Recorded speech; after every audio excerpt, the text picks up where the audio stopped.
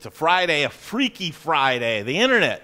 The internet. What are we going to do about it? Oh, Ben Kronberg here with us today. We're going to cook with comics today. It's an idea that I've had for quite some time, and I think this is going to be a great start to it. So happy to have you here. It's going to be a hit. Yeah, thanks for having me on The Modern Eater. This is what you, when you were growing up, this is what you had. This is basically when left to my own devices, you know, my parents were divorced. My mom was single and dating, so I had the house to myself and the kitchen to myself, and this is what I would choose to spend my time doing.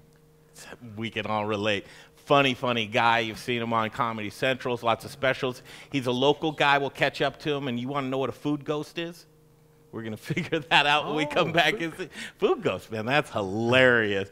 Okay, we've got a big show for you today. We're going to hand it over to Jay. He's going to tell you about Aspen Baking, and then we're going to catch up with the Colorado Restaurant Association's Nick Hoover, the manager of government affairs, and we're going to talk about what happened in that special legislative session. Then we'll catch up with Rich Schneider, Raquelitas Tortillas. Rich talks about putting a pause on business right now. Kind of take your chips, bring them in, and push them aside to be able to play another day. So we'll catch up with Rich Schneider, too. It's a good show. Stick around. Thank you for being here. Jay Parker, talk about Aspen Baking. I can do that, and you don't want to know why I can do that? Because I love bread. I love a lot of things. I love meat. I love cheese, just like but bread is my go-to. AspenBaking.com, you guys. Since 1994, they've been making the freshest bread in the city. You want to talk about local, and you want to talk about supporting local? AspenBaking.com. Buy bread. It's delicious. It's the definition of local, and you can't lose. Catering, Amazon Fresh, however you want to get it, they'll get it to you. But just get it. It's bread. It's delicious. It's AspenBaking.com. Hey, bill signing, COVID style.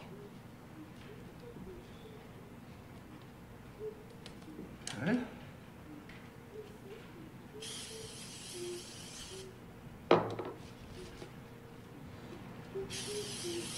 You can't make this up, ladies and gentlemen. I'm going to put my glove on and hand in the bill, and it's a new law for Colorado. That's a new law for Colorado, and that's the Governor Polis, signing the bill, what he calls COVID style, and just taking extra precautions, I guess, and making sure the optics are absolutely there.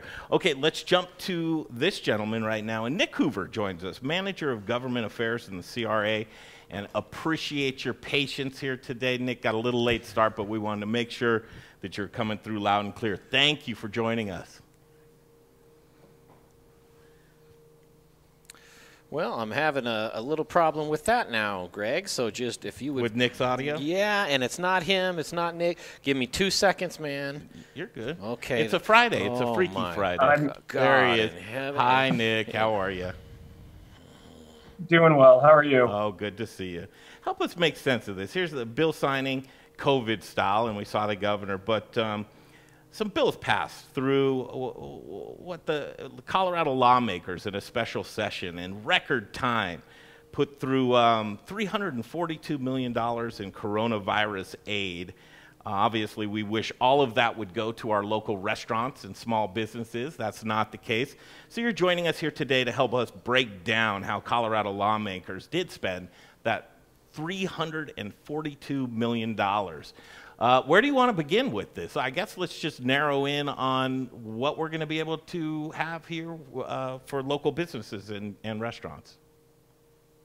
Sure. So there were really three bills that were aimed at helping the restaurant industry. The first one I can talk about is House Bill 1004. That was a bill that would allow restaurants in the state of Colorado to retain a portion of the sales tax, the state sales tax that they collect for the months of November and December 2020 and January and February of 2021. That bill allows restaurants to keep up to $2,000 of the state 2.9% sales tax that they collect each month. So that's money going directly into their pockets that they can utilize to pay employees, to update their systems for contactless payment, to help heat outdoor patios or build outdoor patios, set up some sort of a delivery system, whatever they can do. We know that $8,000 max isn't going to be the savior of the industry. because the industry is in such dire straits at the moment. But it's what the legislature could do. There's another bill, Senate bill, which is also going to provide some direct relief to the industry. Let's go slow on that one. So that was House Bill 1004, and that was the tax break or forgiveness for 2 months. Is that right? It's interesting. For 4 months. Go ahead, Nick. So it was for November and December of 2020. And then January and February of 2021. Gotcha. Now, I've talked to a few restaurant owners and restaurateurs, and the real math on that is $1,000, you get $30. Is that math correct? Yeah. Yeah, it's 2.9% of your total sales. So yeah, that's if a restaurant, in order to hit that max of 2,000, would have to do roughly $70,000 in sales a month. Absolutely. So, I mean, every little bit helps, but this isn't going to really take a business that's in dire straits and bring them back to resuscitate them. Absolutely, not at all. Next bill, sir. The next big bill that the legislature worked on was Senate Bill 1. Senate Bill 1, what it provided for was direct aid to restaurants and a couple other small businesses in the counties that have the most restrictive guidance right now. So the counties in red, they're the ones that are going to be able to apply for this aid. That the applications for that should be ready sometime in January, and the money has to be distributed by middle of February. Those grants or that direct aid could be anywhere between $3,500 to $7,000. It depends on how much money the restaurant did in revenue in 2019. Got it. Okay. Continue on, if you will. Sure. So there are other small parts of Senate Bill 1 that provided additional relief to the restaurant industry. So the state provided money directly to the Colorado Department of Public Health and Environment and the Liquor Enforcement Division, so that for this coming year, retail food, so restaurants, retail food licenses, the fee is going to be waived. So every restaurant in the state normally gets a renewal notice right about now, and they have to pay for the next year by January 1 for their retail food license. They're not going to have to do that this year. The state's paying for that. Also, once the governor signs this into law, from that day forward for a year, your next liquor license renewal is going to be paid for by the state as well at the state level. Still trying to see what that's going to look like for local liquor licenses, but at the state level, at least, that will be paid. Okay, so those are just little teeny accoutrements, if you will, some add-ons that they can do here necessarily. The overall consensus of the $342 million, where do you see the lion's share of that money going? So it was really split up between trying to help restaurants, small businesses, also trying to provide some help. There was a broadband bill for schools so that those people in rural communities have the ability to access broadband and get their kids in a place where they can actually utilize schooling. There were bills to help with foreclosures and other things like that. The money, they were trying to focus the money on those parts of the state that really needed it the most right now, including our small businesses, our restaurants, their workers, and schools, and a couple other areas. Yeah, if you're joining us right now, Nick Hoover, Manager of Government Affairs at CRA. Coming up, Ben Kronberg, and we'll also talk to William Stuart from Colorado Sake Company. If you don't have plans for this weekend, I think we've got something great for you. Little Richard Schneider is going to join us as well, as talking about putting a pause on business. Back to Nick Hoover. Nick, I want to talk to you about just overall what you do with the CRA and Manager of Government Affairs. Talk to us about what that position entails. Sure. So in my position as the Manager of Government Affairs, I focus mainly now on the state advocacy work, whether that's talking to our legislators at the state level or is talking to state departments like the Department of Public Health and Environment or Liquor Enforcement. We've built some great relationships with them over the years that have really paid out well for us this year with what's going on with COVID. I'm part of our government affairs team. We've got other staffers here as well who work on, like Molly Steinman works on our local government affairs. But we advocate for the industry to elected officials and to departments. And then also we work with our members on helping them to ensure that they comply with new requirements or new regulations or new laws as they come down. Wow, you got a lot of stuff to do, that's for sure. What do you feel the biggest gap is right now as we're kind of in a triage mode, and your day-to-days last year this time obviously don't resemble your day-to-days right now? What do you think the biggest gap or issues that you're trying to bridge together at this point in time while we're in kind of a scramble state to make sure that you're doing the best you can as a liaison for the restaurants and our local government? So it cut out a little bit right there, but what I can tell you is, I mean, right now our job, you're quite right. We're kind of in triage mode around here, trying to help restaurants wherever possible. We're advocating to try and get the 5-star program set up so that counties across the state can utilize a program where restaurants do a little bit enhanced precautions and they might be able to get open. We know we've heard so much from our members. The two things they need right now is cash on hand and increased capacities. So those are the things that we're pushed for wherever possible. Obviously, the state is doing what they can do. We're hoping that the feds come through with the $908 billion package that's being negotiated right now. And then hopefully we can work with the governor's office, CDPHE, counties, and health departments in order to get this program set up so restaurants can start getting people back inside their restaurants. The most frustrating part for us is that the publicly accessible data that we've looked at does not correlate to restaurants being cause of this current increase in cases. And we're trying to show that so that we can get these restaurants back open. Isn't that maddening, Nick? Isn't that just absolutely maddening? I mean, one thing here at the Modern Eater, we're trying to really have two things that we're dialing in on as far as just helping the narrative. The narrative is restaurants are unsafe, which is completely not true. Safer at restaurants is a hashtag that we've initiated. So when we go around and we're trying to get as much video footage in the field as possible to get around to restaurants, and it's amazing, Nick. You could perform surgery in most of these restaurants. They are so cleanly. Just the sanitation is bar none.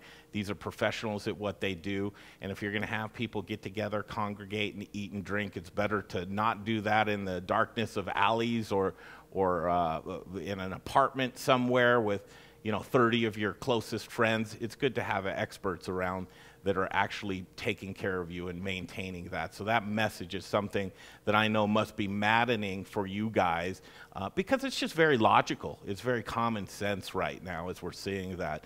So any push on that is fantastic to just get that narrative and awareness. Also, the awareness that we're trying to hammer home is another logical thing, is equality for businesses. A lot of people have a hard time, and just one of the quick correlations is we were at Sam's number 3 talking to Alex, and right across the street in busy Glendale, Colorado, you see the King Soopers that does the most volume, and people just packed in there, and he's having a hard time looking across the street. And listen, he doesn't want any business to suffer, but you got to think of your own too, and it's really hard to be hamstrung by something that seems totally biased towards these larger businesses and leaving small businesses and restaurants kind of left dwindling in the wind. So that's something, business equality is a major issue right now. Yeah, we would agree with you on that point as well. It was, you couldn't believe the number of texts I got of full parking lot, full mall parks, and restaurants are closed for indoor dining.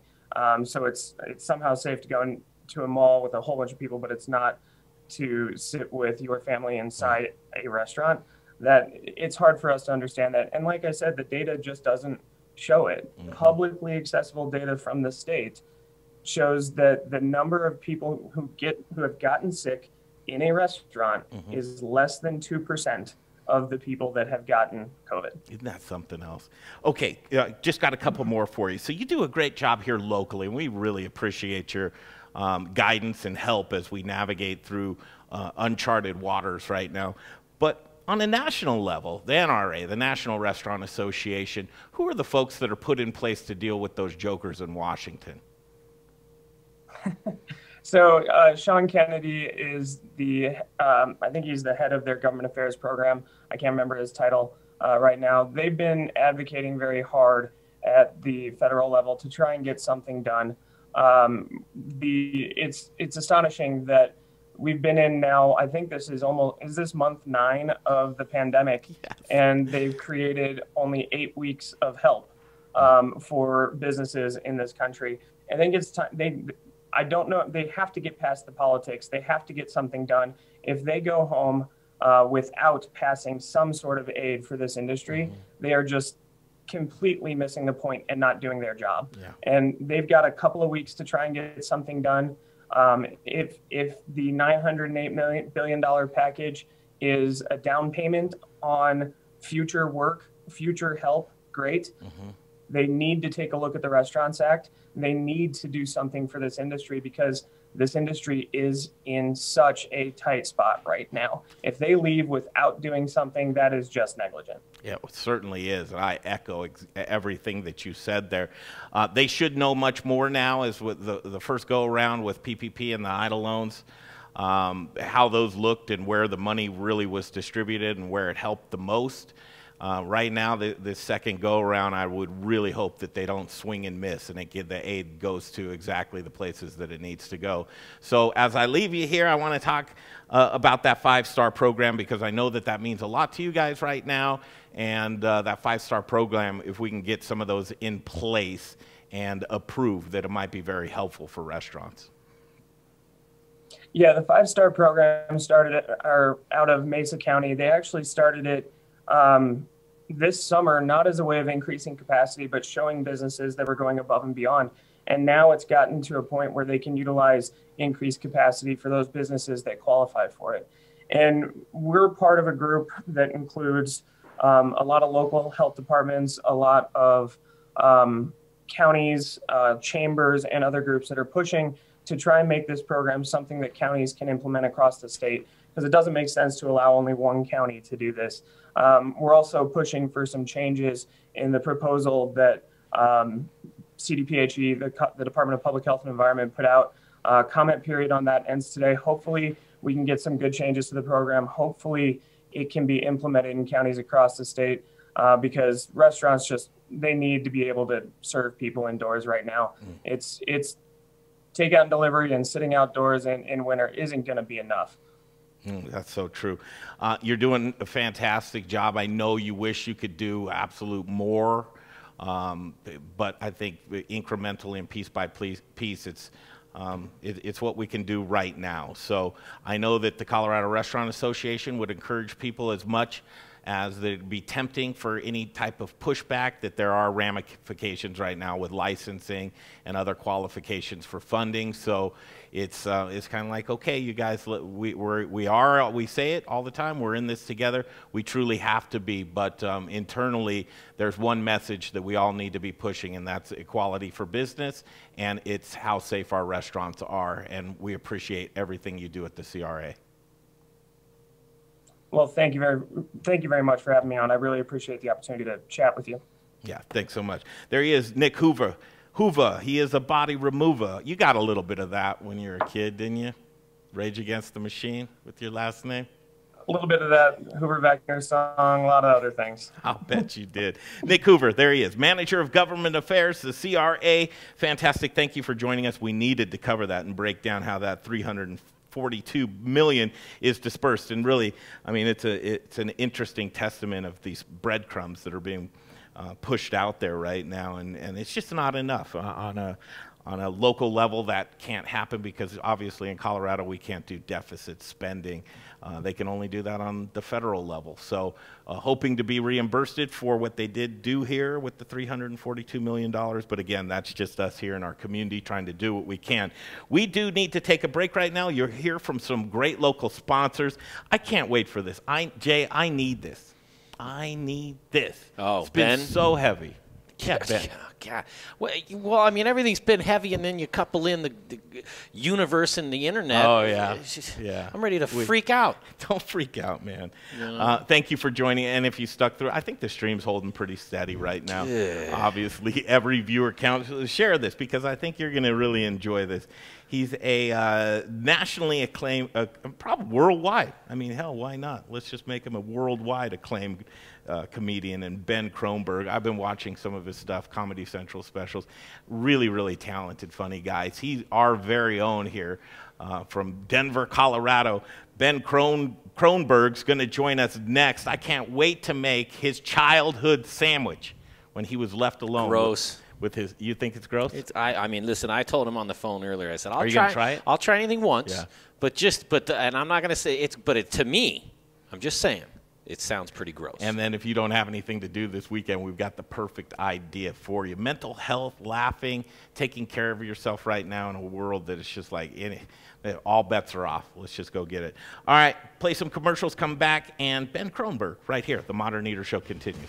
Hey, you guys, Jay here with the Modern Eater Show. Thanks for watching. Don't forget about our YouTube and Instagram channels. A lot of killer content over there. Throw us a subscribe on YouTube. Throw us a follow on Instagram. And thank you for supporting TME. We couldn't do this without our amazing sponsors, so let's check them out right now. Very proud to be part of the Modern Eater, and chefs, restaurant owners, any food service operators. You know, I know right now that delivery and carry out is bigger than ever, and we got you covered. Cambro has a full line of delivery and carry out items. More economical options are expanded polypropylene or EPP, nice insulated container. The ProCard Ultra is really versatile. It's a great unit because you can actually store cold products down here, hot products up here. It's all 120, there's no refrigeration worries. It's all thermodynamics. Just let us know what your food service challenges are, what it is we can do to help you out, and there isn't anything that we can't do for you. So hope to see you over here at our facility in Park Hill soon, and stay safe out there. You know, everybody, with several $1 million of hard assets here, insurance is very, very important to us. Ewing Leavitt covers it all. Machinery, building, workman's comp. Ewing Leavitt's got us covered from the floor to the ceiling, from our alley, even to the street.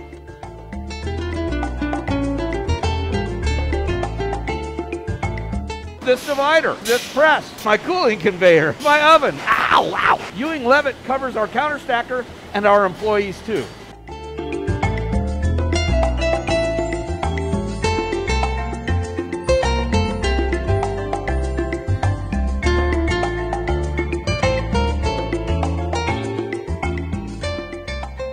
If you need insurance, take it from Little Rich at Raquelitas. Call Ewing Leavitt, they'll get you covered.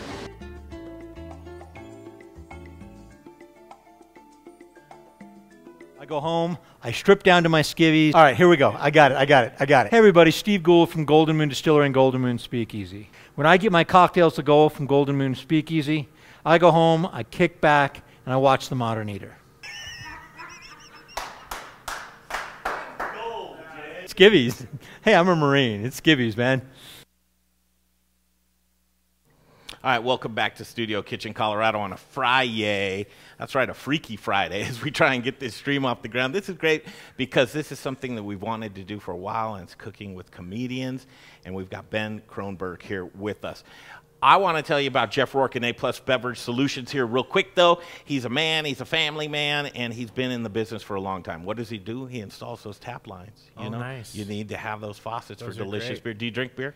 I drink everything. You drink everything. I eat everything. I drink everything. Equal opportunity. Well, brewers would want you to know that if they're brewing their beer, if they're brewing their sake, can you do sake in a tap line? Yeah, absolutely. You want a clean tap line. You do. Because I've had some stinky beers from but they're the cheapest beers usually, so you don't want to complain because you're getting the beer for $1. Here it is. If you're pouring inefficient beer, what are you doing, Jay? You're pouring your money down the drain. Don't pour your money down the drain. You got to get a hold of Jeff Rourke and A-Plus Beverage Solutions. 720-272-3809.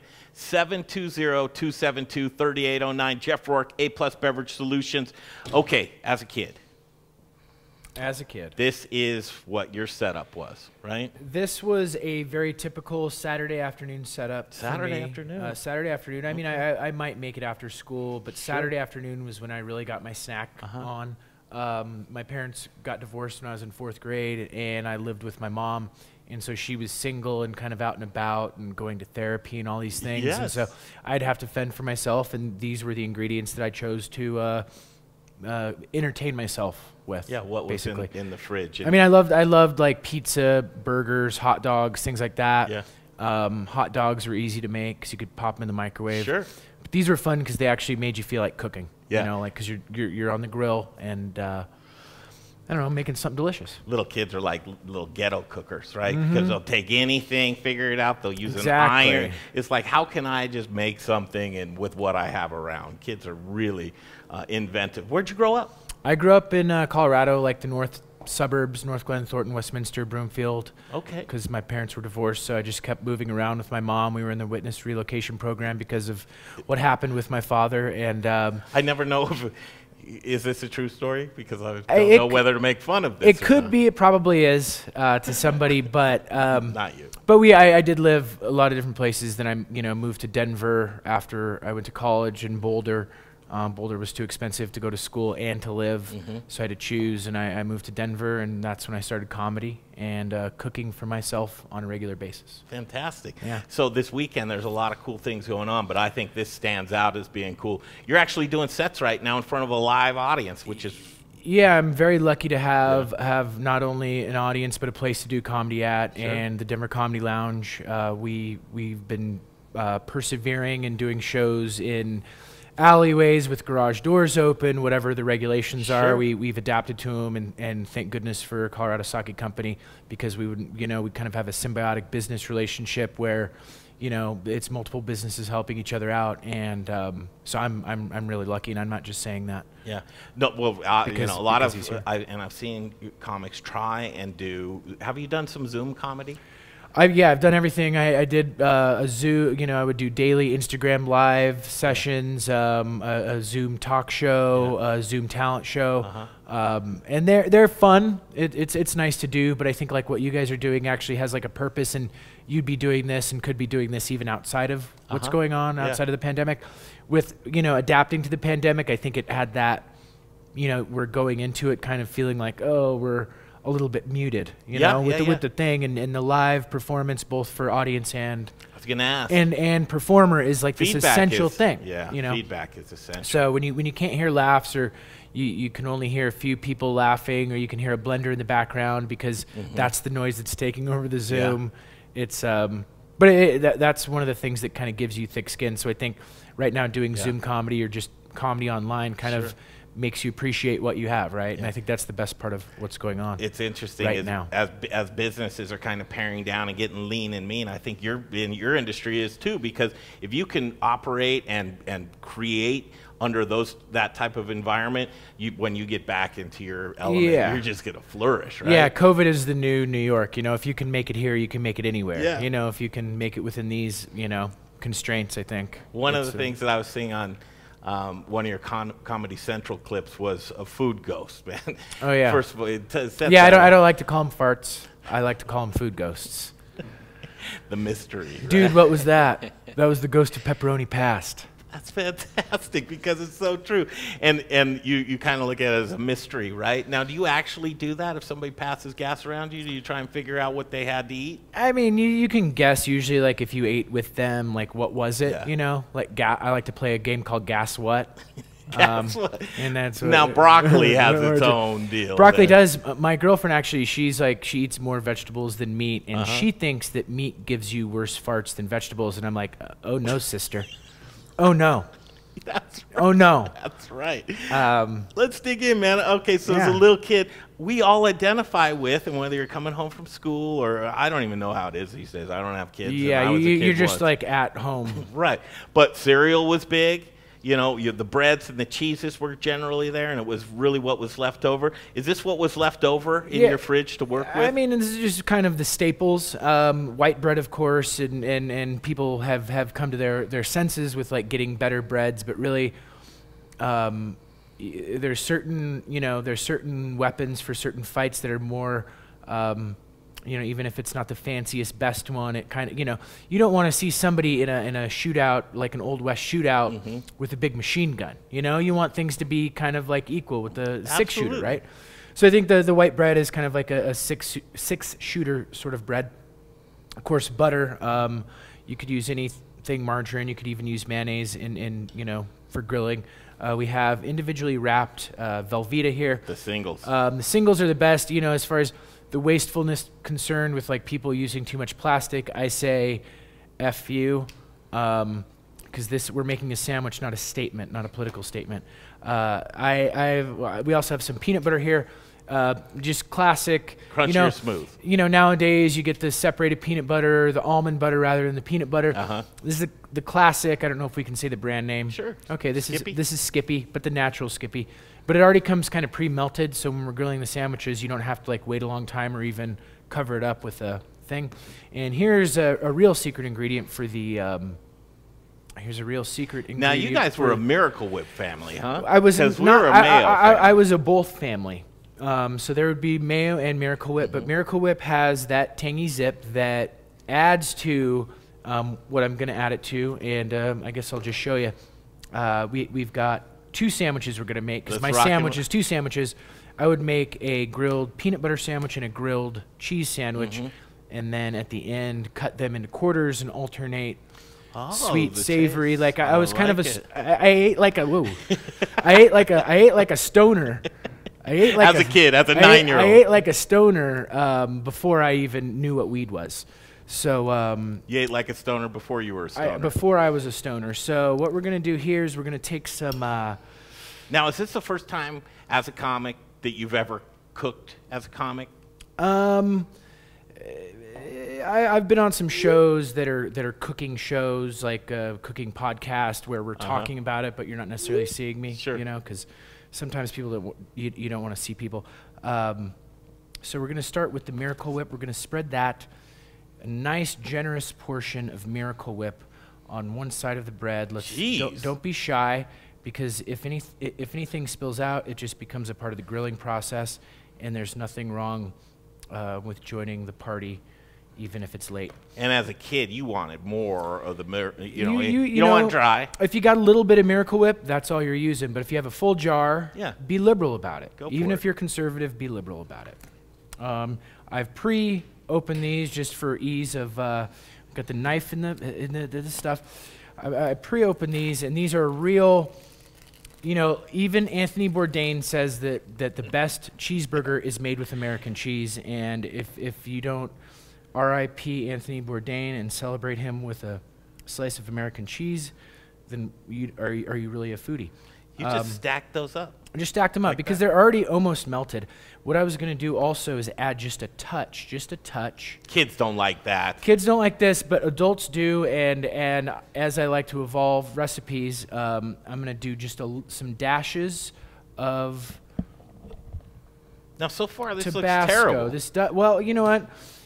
Thank you, and you're welcome.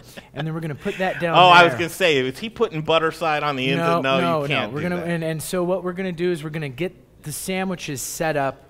Who didn't do this first while you were prepping them? I mean, Did everybody do this? I love to do this little snack, and right now I'm trying to be sanitary about it, but you can definitely contaminate the area however you. No, just I'm eat sorry. it. Just eat you it. Don't eat that. No, you don't eat that. Well, you just put it there like you're chewing gum in a steakhouse. It's okay, like, I'm sorry. I didn't know there was etiquette. No, it's to fine. This. No, there's no etiquette. That's just all a good time when you're making grilled peanut butter and grilled cheese sandwiches. Now you grill the peanut butter sandwich. You're gonna grill the peanut butter sandwich because that was a thing that I learned. Like I was having just normal, non-grilled peanut butter sandwiches, trying to eat them next to a grilled cheese sandwich, and I was like, why can't I do this with that? So we're doing that. We put this on, and before I do this, I got some vanilla extract, which is What? you know, like kind of like, you know, chefs kind of like Fernet or something. Sure. And the thing, this is kind of like the child chef's Fernet, just a little, Ew, you're just a little killing. vanilla extract. I dare you to hit that. And then Oh, you're putting that in there. I'm gonna drizzle a little bit of vanilla extract, and it'll add just Listen, a little that's not a bit, bad a little bit idea. of sweetness to the peanut butter. And then That's protein. what I'm gonna do is take the honey, and we're going to create a honey scenario that gets caramelized up in the With grill, the butter. up with the grilled bread. So a lot of people would put honey inside, which is fine, whatever you want to do. And Now, you just made that a dessert. this is kind of the dessert one. And I'm more of a savory guy than a sweet guy, but if I'm gonna go sweet, I think peanut butter and honey are good. So I think we're gonna take these right now and pop them down Drop 'em there. in. Now, butter on one side. Do you figure you just have enough butter Well, on one side that's going to Nope, that's why I pre-cut some butter here to do our future sides of butter. Future sides of breaded butter. Butter breaded. You almost smell it. It almost smells like this white bread is sourdough. Maybe it's just old white bread. Well, Hey, did you guys get this bread at the dollar store? you know what? Is this It dollar would store qualify for dollar store bread, but you know, it's just the cheap white bread, right? Which kids love. Kids love that cheap white bread. Ben Kronberg. Yes. And performing tonight and tomorrow. Tonight and tomorrow, every weekend, we're doing some early shows because of the last call is Sure. at 8 p.m. Yeah. Typically, comedy shows are start at 8, and maybe one will go to 10, Mm-hmm. or start at 10. But nowadays, we have to start everything earlier, which Yeah. is fine because people are. How they are don't have people anything to holding do. up outside? What are they coming bundled up? Are they coming in sleeping bags? How does that work out? We have a good Because I'm not tough anymore. Yeah. I mean, people wear Truly. coats, but we have a great situation right now. We're in Rainbow Alley, which is behind Exto Event Center on 35th and Larimer, and they've got 2 long heaters along, where the alley is, and multiple movable. Heaters, the portable heaters. What do you call them? Portable heaters, yeah. Portable heaters. Yeah. So they're being so nice to let us use those, and we're doing that, and it's actually pretty warm. Sometimes it gets too hot back there. Yeah. Sometimes it's too warm. Oh, that's fantastic. How long's your set? Well, I typically host the shows, but occasionally I do sets. The sets go anywhere from 10 to 15 minutes. The headliner does anywhere from 30 to 45 minutes, depending on how many people are at the show. But this weekend we have Anthony Crawford. He's a Denver favorite. He's from North Carolina, but he's a super hilarious dude who's a friend of the show. And so he's headlining tonight and tomorrow night at 7 o'clock. Doors at 6:15. Reservations? You can go to thedenvercomedylounge.com to get tickets, thedenvercomedylounge.com, and you can get tickets there. We sell tickets in groups of 2 and 4, and we try to keep the groups down, and everything is separated. The stage is 25 feet from the audience like we're supposed to do. We're doing all the things right. We're doing it outside. Everybody wears masks when they're going up.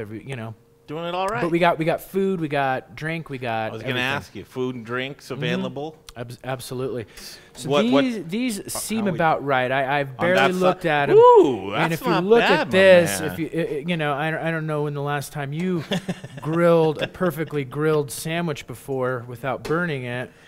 But that I've been heating this. I see here. that you really have been stocking that, because there's nothing worse than walking away or taking a phone call. And then I you like come charred. back and you do? I like charred things. I've learned to like charred things. It's like you can look at it as a mistake or like as a discovery. Yeah. And I'd rather look at my mistakes as a discovery, because that's kind of what you have to do as a comedian, right? Yeah. In a day and age to where everything is just so disrupted, and what's it like writing comedy or even being funny during a global pandemic? Do you feel bad about? I mean, people have to laugh right now. I think it's very important. Yeah, I think people are laughing, and I think you also need to laugh about things other than politics and other than the pandemic, which are things that comedians are joking about. But I think you need the escape, not to sound non-progressive with mental health, but you just need the escape of the reality and information of what's going on. And can you make jokes right now that create a little levity about? Can you make pandemic jokes? you could make pandemic jokes, but too soon. But there's always a typically they'd have to be inside jokes because of the pandemic. Have you written any? That was a pun that you just missed. I'm thinking of my next question. I know. You laid on me again. Okay. Well, yeah, most jokes about the pandemic are inside jokes. That's you know. I got it that time around. Now that's he got it. See, good. that's why, yeah. So, I mean, people are making jokes about everything. But I would say, there's a lot of jokes that have been not told for a while, or people are, thinking up right now that don't have anything to do with that. And I think that's the fun thing about going to see live, shows right now. Because if you're watching Late Night with Seth Meyers or SNL, they're all kind of talking about the same stuff, right? And I think with the live comedy shows, you're getting away from, because they're doing it because of advertising dollars and what people are clicking on. And when you're live, it's just that's the moment, right? Yeah, absolutely. I'll try one on. Jay's going to kill me for doing this. Just a terrible pandemic joke. But as far as viruses go, at least AIDS gave you an orgasm. Was that terrible? I mean, I wish I had written that one. I honestly. I mean, it's not. Can you write that down for me, Jay? I want to see how that. You can have it, man. I want to see how that flies. Actually, I got that. I got that from Ben. That was not an original Greg joke. I think, and it's interesting. You have to be able to, and being able to. So, as a, what's your kind of niche as a middle-aged white guy? How much can you get away with? How much can you get away with? It's not necessarily. It's who I am. It's not what I talk about. I mean, how much can I get away with? I understand the question. Yeah. Well, I think it's kind of like everything is the context. So you can dress however you want as long as the context of the place that you're going is right? Like you wouldn't wear leather S&M gear, to go to church. But if you wear it to a dungeon, it makes sense. So you kind of have to know your environment and kind of make decisions based on that. But there's some social irony that you can't touch, right? Perhaps, and many comedians, and I think it's the comedian's job to sort of put their hand to the flame, as close to the flame as you can get it without burning yourself. And I think that's a part of the thing, right? Like a skateboarder, to pull off any trick worth watching has to fall down many times before they actually land that trick, right? And I think the same is with comedy. And some things are just naturally funny and universal to everybody, but some. I was going to say, you better keep an eye on some that. Things are. Some things are. Look at that. I mean, that one's a little dark, but it's fun. But that's not the worst. That's not the worst. We'll just. And as a little kid, off. boy, that's. As a little kid, that's kind of good. We want it crisp. Yeah, I mean, that's the thing. You're gonna have people watching you, especially with cell phones these days. People are gonna secretly record you, and then maybe they post something. And the best part about not being famous is people don't care about trying to take you down as much. You might get some haters out there, but really, it's the people that are in the public eye, constantly that are kind of at risk for taking the fall for something that they said, which is, both a shame and a reality. And it's, I got into comedy and I started doing comedy because I could wear what I want and I could say what I want, and to me that was like the dream job. I didn't have to wear a uniform and I didn't have to have some sort of like speech that some sort of fake ideology that I have to present myself with because of the job that I do. But it doesn't mean that I think I'm always right or I haven't said things that have been mistakes. I like when comedy is used as kind of just that awakening or that thinker. Like, that hit you, but boy, there's some truth to that. The care and love that you've put in to these two sandwiches is beyond. We got the peanut butter, and this is the honey side. You can see that honey side is really kind of saturated. I'm going to leave that up. And then we got the honey side up. And we got this, and I'm going to take this nice Japanese sharp knife. It's a good one. Element Knife Company. That's okay. Say thank you, Elin Wenzel. Thank you, Elin Wenzel. Thank you, Elin Wenzel, for the knife. That's right. And we're gonna cut these in fours. Where's your mic? I'm gonna cut the cheese one first because it's gonna be easier to wipe off. I'm gonna cut it into fours. Now, is it melted appropriately? I imagine it's Yeah, plenty melted boy, because it that already actually looks really good. it already came pre-melted, like I said, in the individually wrapped thing, and you know it could be a little bit more melted, but who really cares? Well, I care. It's all going in the same hole, you know. That's what my dad always. All right, here It'll I all come. be a food ghost at some point. Mom. Okay, now we're gonna the peanut butter one, which is looking pretty good dessert style. Oh, we're gonna have Can't to believe clean this you would cutting go back board. and forth on this. We're gonna stuff. have to clean the cutting board. I'm sorry. And then here we do. I guess we'll serve up a little one like this. I don't really care about the peanut butter one, You know, don't- you because don't I want the think peanut I butter can, one, Well, do I you? mean that's just No, me. you get Okay, you here's- have to try them both. Okay. Jay. I will, but I'm real curious to try the Miracle Whip and cheese Of course, one yeah. We're because gonna give you it's- the butter plate then, since you want that one. Sounds terrible. We're gonna do this one for you, and this one for you. And there you go, sir. Thank and you, sir. then we'll Serving these up. see how that goes, and then I'll put mine in a bowl, because that's just the way that it I goes. just came over here to do this because We I got knew one you were left gonna for ask. Will. Yeah. I don't Thank really you. want to do this. Well, you have to. Are, you, I know I'm are we going doing the cheese one? Let's try the savory first, right? I'm doing the cheese one. You, right? what are we going for? The cheese one, the Okay. Velveeta and Miracle Whip. Now mine touched, so That's fine. now the Miracle Whip is predominant. Well, it helps the cheese slide down. Whoa, Oh God, nothing. that's a lot, man. Cheese doesn't need help sliding down. That's for sure. Now listen, it's not as bad as I thought.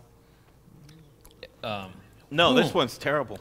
Weird. It's No, We don't like the Miracle It's the Whip. Miracle Whip that's getting me. Let me take you out of it. it's not as bad as I thought. Let me I do have very bad memories of Miracle Whip, and I Okay. just don't remember. Why. Yeah, the triggers, the tongue triggers are happening.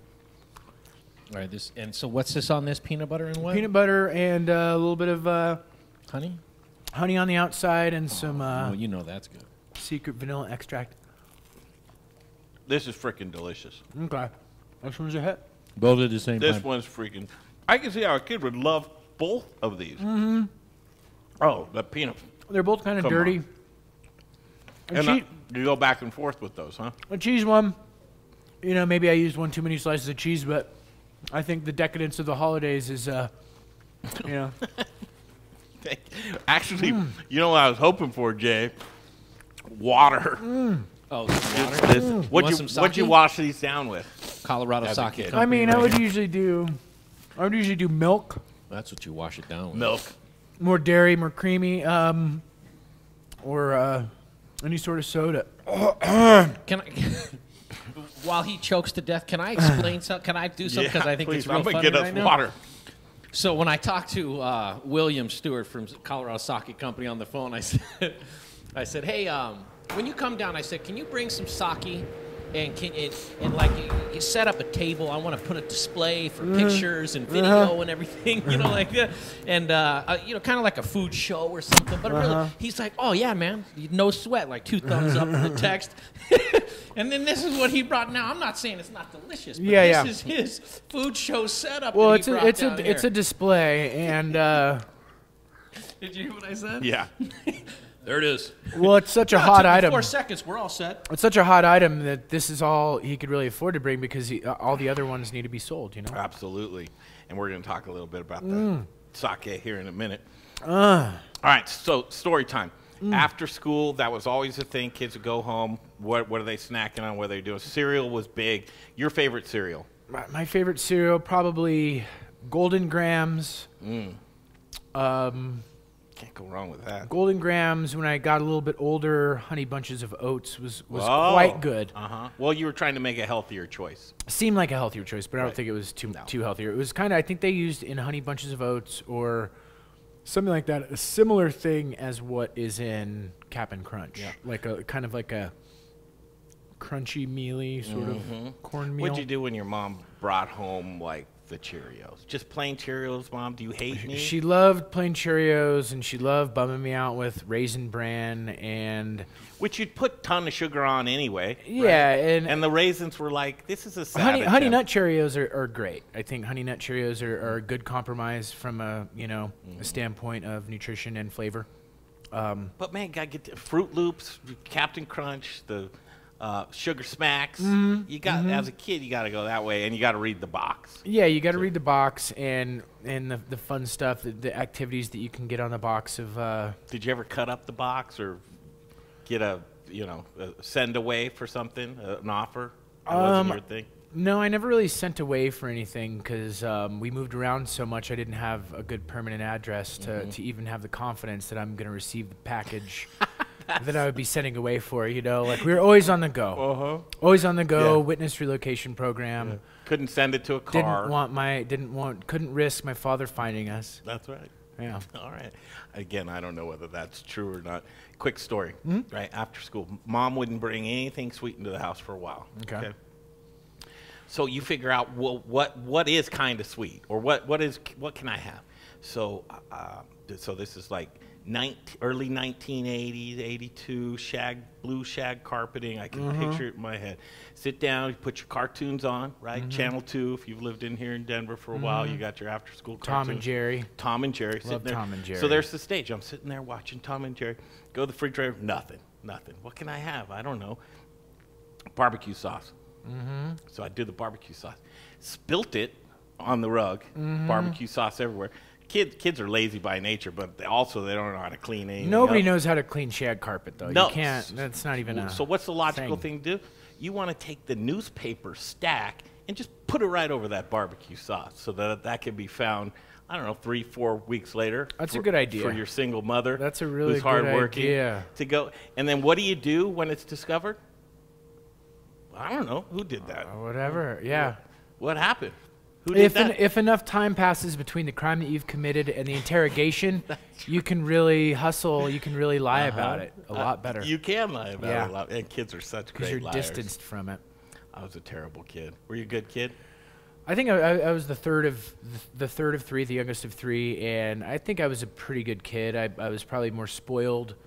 But I wouldn't say that I was like a brat about things. I was definitely finicky and picky about certain things, like eating things. We'd go to a Chinese food restaurant or a Mexican food restaurant, and I'd always get the cheeseburger deluxe because I didn't want Chinese food. I'm not in the mood for Chinese food. I'm not in the mood for Mexican food. Now, I love all those things, but I also still love cheeseburgers. So. Oh, absolutely. Yeah. Okay, as we leave you here today, the one thing, and I gotta wonder if this is something you like or hate, but generally when people find out what you do for a living, is this what they do? Okay, make me laugh. Well, girl. Say something funny. A drunk woman, girl, drunk female. Let's just call them females. Gal. A drunk gal would say like make me laugh.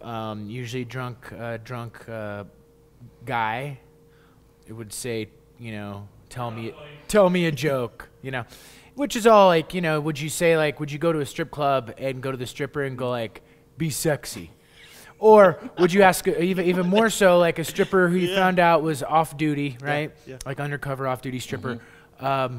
Would you be like, hey, would you like to strip to a song for me right now? You wouldn't do that. No, you wouldn't. But people do that with comedians, and it's funny. So do you have a go-to response? It's funny. I usually try to tell them like what I call a scarecrow joke. I tell them a joke so horrific and graphic that they never ask that question to anybody ever again. I mean, this is a stream. We're not going to get kicked off of network TV or anything. Can you? We're not going to get sued by Jif. By Skippy. I had a great time catching up with you today. Heck yeah. So this weekend and tonight and tomorrow night, it's every Friday and Saturday? Every Friday and Saturday while they're letting us still do things outside. Sure. And, once we can get back inside, everybody gets vaccinated, all the old people die. We're going to be back inside and be able to do things normally. So. Absolutely. Heck yeah. I mean, go down. I'm going to do this. This is what you want to do on the weekend. And so I know it's cold, but they're doing their best to keep you warm. And here it is, the sandwiches that you put together. Yeah, I'm today. just gonna do a sashimi version with a very low carb, but just a little bit of Miracle Whip in the. This is my homage to Taco Tuesday. You like Miracle Whip, don't you? That's terrible. You know that was sweet. Terrible. It's sweet. It's creamy. It's like who put a lemon in here? Who put a lemon in here? All right, before we go, can I try and land this on your forehead, or vice versa? You can try and land this on my forehead. Well, Which I guess one? since it's your show, you gotta put the cheese wherever you want to put the cheese. Well, man, this is the stuff you would do as a kid. You know. How You're far are you messing gonna? around. How? Hey, man, I could probably do it from across the room. I mean, I don't know. Okay, I'm gonna take off my glasses just because they're Yeah. pretty new and they're. If I could slap this right on your face and it sticks, Okay. we've won Okay. for the day. Okay. But I don't know. Let's see. Oh, it's just. Well, Okay. yeah, it's been on the floor. Okay, no problem. we'll do one more. Oh, Okay, dang. a Okay, third, if I let him do it a third time, I'm just a chump. That's right. Then we have to fight. Thank you so much. Hey, All thank right, you. You can try me. You can try Let me me. try Go you. ahead. Let me try I you. think the key is to have a little. I'm gonna do you a solid and get you a clean one. Thank you, that man. doesn't have boot hair on it. Here's what where I think you went wrong is you didn't give it enough surface Oh, area, so I'm gonna bring okay. my You're gonna face flat. okay. Ready? Here we go. It's kind of weird. Oh! Thanks, brother. I appreciate it. Yeah, thank you. rock. All right, go see him. And he's hosting tonight, tomorrow night, and you can get down there. I'll probably be down there, too. Ben Kronberg right here, the Modern Eater Show. It's our first edition. Cheers. Cooking with Comic. He drank the vanilla extract. Whoa. This guy's a monster. It's not even sweet. All right, we'll be back, and we're going to catch up with William Stuart, Colorado Sake Company, and kind of talk about the accoutrement, the food. Yeah. And the drink down there. The food and the drink down there. It's awesome. Fantastic. All right, stick around. We'll be right back. Hi, I'm Amber with Dude, that Strohauer was Farms, and I'm just here to remind you that the best potatoes are grown here in Colorado. Goodness elevated. Thanks for watching the Modern Eater Show. Hey, Zach Ryder here, Colorado Mills Sunflower Products out of Lamar, Colorado. Your only local source, grown from a local crop to produce a local oil for local chefs. You can find it at Shamrock Foods, What Chefs Want, Seattle Fish Company. Let me try it one more time, then we'll see. Hey, restaurants, we're glad you're reopening. From Colorado Mills Sunflower Oil, we'll see you soon. First, we partner with the best farmers in the world, and then we tell them, we will take it all. Process whole spices daily, blend custom spices to order, keep it fresh, safe, and flavorful, all so that you can get back to doing what you do best. So whether you're a restaurant, a food manufacturer, or an at-home cook, be sure to visit The Spice Guy at www.thespiceguyco.com. Hey Modern Eater fans, I'm Don Trobo with the Annex by Ardent Mills, and I just wanted to give you a heads up about some of the great things we've got going on locally in the state. We're headquartered right here, and we're working with farmers in the San Luis Valley to bring you amazing Colorado quinoa. It's just like the South American stuff, but grown locally. We've got transitional wheat flour that's grown by farmers in Colorado and surrounding states who are in the process of turning their fields into organic. So we're taking that transitional wheat and turning it into flour, and now it's available for you to cook and bake with. And last but not least, we're now cleaning grain berries in Denver. So things like spelt or wheat berries or pearl barley, those are things that we're now doing right here locally and are available to you. Can't wait to share it with you. Hi, I'm Jeff Nations from Aspen Baking Company. It's really important right now to support local. That's why I support the Modern Eater. Now, back to the show.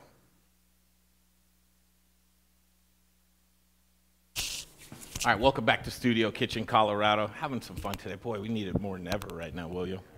I agree. Fun is it's paramount, and you shouldn't feel guilty. Grab some humor, grab some laughter in each place you can get it right now. But on the weekends, this is cool. So we just talked about this is what you can do Friday, Saturday night. This is going on tonight.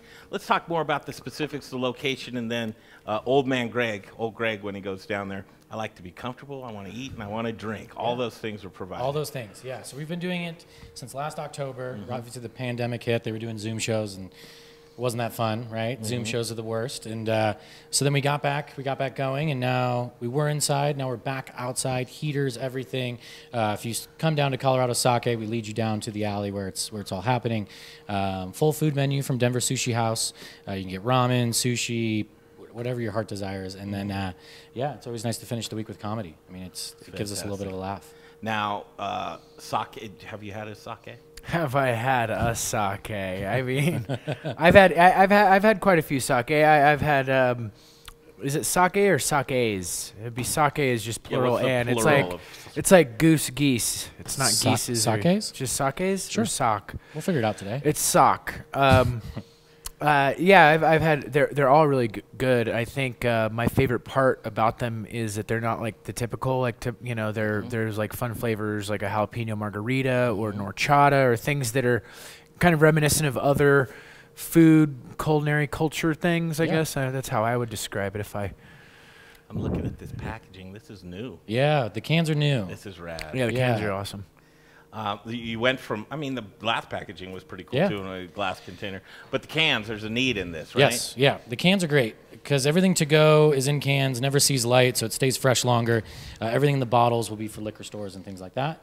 Just got bottles in today, so we'll be back to bottles. How's your restaurant business? Decimated? I mean, it's right. Just doing patio is a little challenging, but we do online sushi classes. So we do.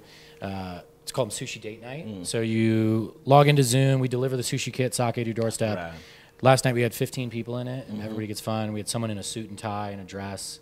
It's just nice to give people date night during a crazy time. How fun is that? Yeah. And when I talked about restaurant, just basically the other restaurants around town that would carry the sake. Yeah, I mean, we're basically just focused on retail right now because restaurants are struggling. I would imagine this should be in every single liquor store in Colorado and beyond. Where can people find it? Right now we're in 170 liquor stores. What? So, yeah, your Good liquor store job, probably has it. Man, yeah, are it's you been kidding good. Me? Yeah.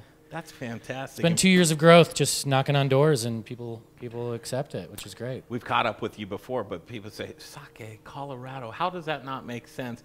But you're one of very few folks that manufacture and distribute sake in the United States. Yeah, so right now we're at 12 in the United States. We're the only one in Colorado. Whoa. Yeah, it's really hard to make. I mean, it's probably one of the hardest beverages to make, and it's growing, and the more that come onto market, the more that just brings light to sake. Yeah.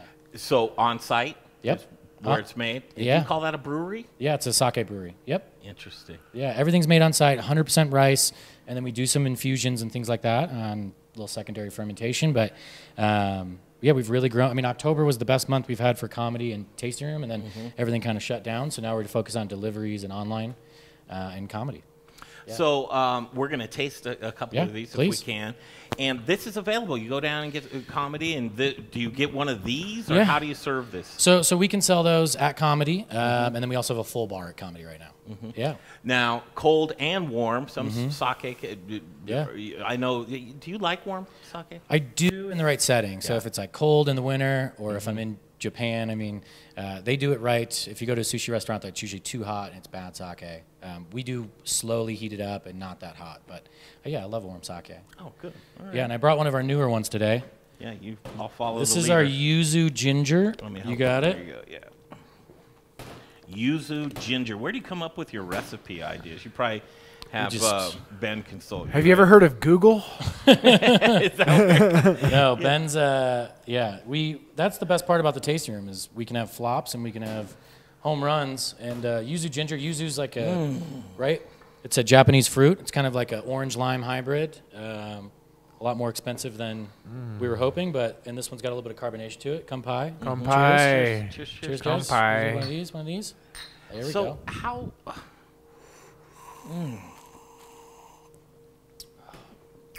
How's it with the Miracle Whip? That one's really good. Well, it got rid of it. So yeah. It was the best thing I've had all day. Palate cleanser. Right?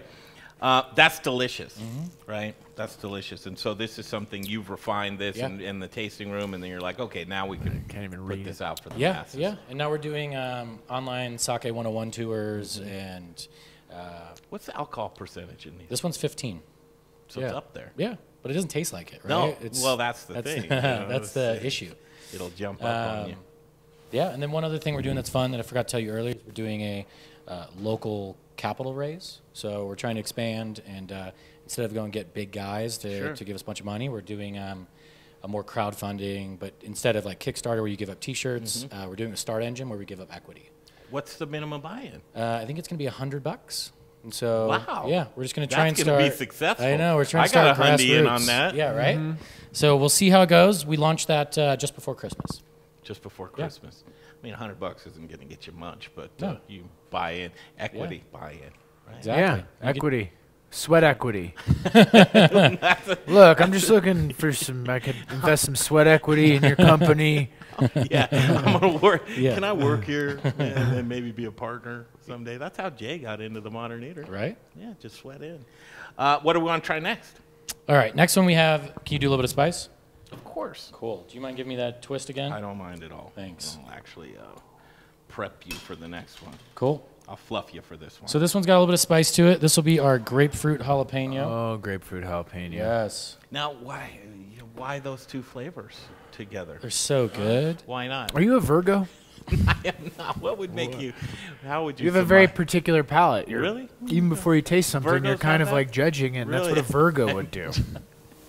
What's yours? You're okay. You're a Sensitive, you are sweetheart, you're very caring. you're a Leo. Dad, is that you? You're a Leo. No. Okay. You're a Scorpio. Sagittarius. No, we can keep going. Aquarius. Cancer, baby. Cancer. I'm dating a Cancer right now.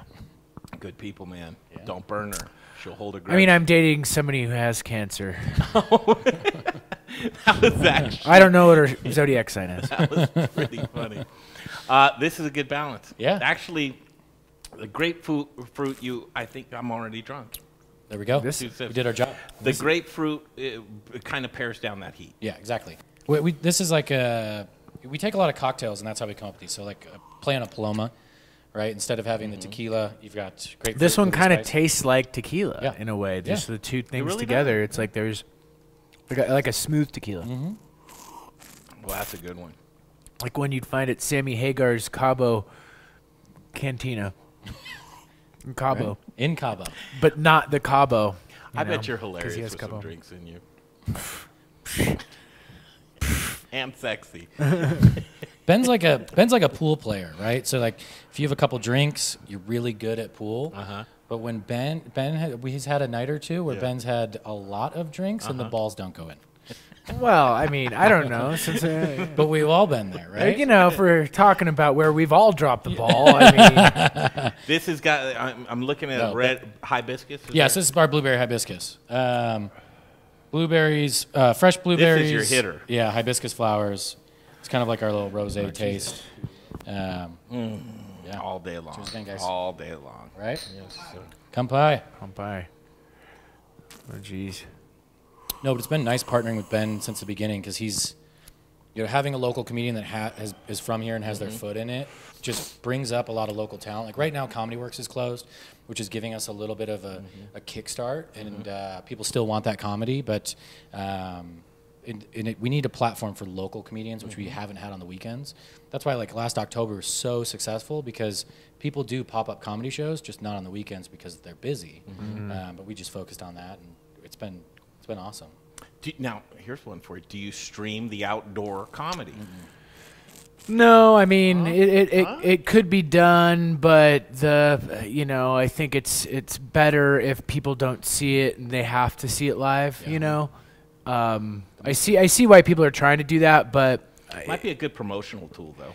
Just with, like, for me, when I visually can see, like, I can see me sitting there doing that right now. Did you have some photos that you put up on the stream, Jay? I know you're doing 1,000 things. Photo, and trust me, it's more valuable for me to be right here than show the picture. It was from my cell phone. It's just, So now we have to defer to you. Describe what it looks like. No, it's great. So when you come out, it's all turfed and heaters everywhere. You walk in, you see the stage. Server comes out. I mean, most comedy clubs, you get nachos or a hot dog, things like that. But having a full sushi menu, ramen, a little more curated, and the comedians are great. I mean, the showcases we do, you usually get 7 or 8 comedians, and then the late one is definitely like that curated show where each comedian plays off the next one, and then you have your headliner, and he's had great headliners over the last few months. So you're not in a lawn chair. You're at a 2 No, or 4 yeah, top. you're in a 2 or 4 top. We can do parties up to 6 right now, and so yeah, we check you in. You go right to the table. Everything's safe. It's outdoors. You're more than 6 feet apart from everyone, but you're not so far away where it's not enjoyable, right? And then, I mean, your job is to keep everybody connected. Yeah, it's my job. And that's my job. That's what I do. Because Ben can host, he can headline, he can feature, but having a host that brings the crowd up in the beginning is what you need, right? How do you do that? Well, you don't always do it, but when you do it, you just try to like make everybody feel welcome. You know, try to set the vibe for having fun, right? Like, just like a DJ would be hired to kind of like set the vibe. I think the MC is kind of a similar thing, you know. Absolutely essential. All right, that's what is happening this weekend. So again, what's the address? It's 3559 Larimer. Yeah, Everybody tickets knows on Ticketmaster, TicketWeb, all the good stuff. all right. Get down there. Get down there. And reserve your space so that they have it ready to go. Yeah, for you. yeah, and then we're trying not to do tickets at the door, just online, so we can get your name and contract trace if anything does arise. Perfect. Yep. All right, these are my guys right here. Thanks for joining us, both these guys right here. Yeah. William Stuart, Colorado Sake Company, and then also, what's the name of the sushi? Denver Sushi House. Yeah. Denver Sushi House. Yeah, yeah. I met you at Matsuhisa quite a few years Yeah. back. Just a Almost hell of a guy. Denver has some pretty good sushi for, you think being landlocked. It's, Sushi Den is one of the, for a long time. Yeah, they're probably one of the busiest in the nation. It's crazy. Yeah, they really are. I love some sushi myself, and your knowledge, you have forgotten more about sushi than I'll ever know. I know. So thank you for that. Ben, good to meet you too. Hey, likewise. I Yeah, like thanks it a for lot. having us. Okay, we're going to check in with little Rich Schneider from Raquelitas Tortillas. Hey, Larimer, your neighbor on Larimer. I love the smell riding by there. I ride my bike by there, and you just get this tortilla fart. This tortilla but a good one, one that you want to be Dutch ovened by. Tortilla fart in your face. Little Rich, use that one on your marketing. Come on, Rich. Yeah, come on, Rich. And who else is coming up? Oh, Philip from 291. Is Philip still on board? Philip from 291 still on board as well. We'll see what they're doing in Colorado Springs as they expand and grow with 291. Back in a flash from Studio Kitchen, Colorado. This is what you're doing this weekend. Make your reservations now. I love the laugh. Like right now? Yeah. Hey, everybody. It's Kyle Mendenhall. I'm talking with my good friends from the Modern Eaters Show. Keep supporting them. There's a lot of good stuff happening.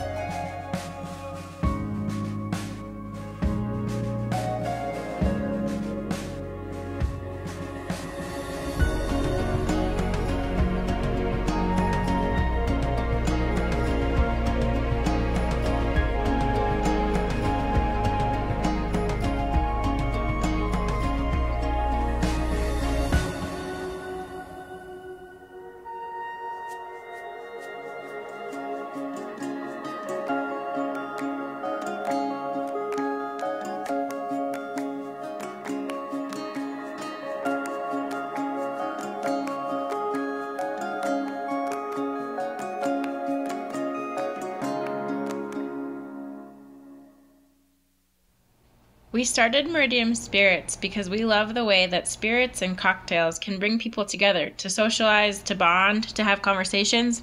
Well, right now we've got some big conversations to have. Coop Vodka and Coop Gin are available at liquor stores across the metro area, but if you can't find us or would like to have us behind your bar or at your restaurant, send us an email, info@meridiumspirits.com. We know things are a little different these days, but think of us the next time you're planning a virtual happy hour or a socially distant picnic. And keep an eye on our social media, Coop by Meridium, for all the latest and greatest. Hey guys, it's Caroline Glover. I'm the chef owner of Annette out at Stanley Marketplace. Citrus is about to be in its prime. I just want to thank everybody for showing so much support to small local restaurants in this really hard time. And you're watching the Modern Eater Show. I'm fine with that. All right, back to Studio Kitchen, Colorado right now, and one of my favorite guys in the world coming up in Little Rich Schneider. The poll of the day as we roll into a weekend, and I think that this is something that we're going to really focus on more and more, especially in December. How's your mental state? How's your mental state? We have 4 answers, Jay. Which one did you pick, Jay?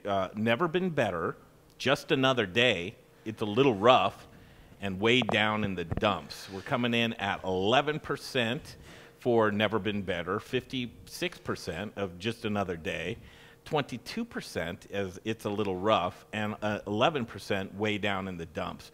I think I'm in the 22% category of it's a little rough. They're taking in all this information, the media that's around us, being the holidays, renownedly a tough time of year for a lot of people.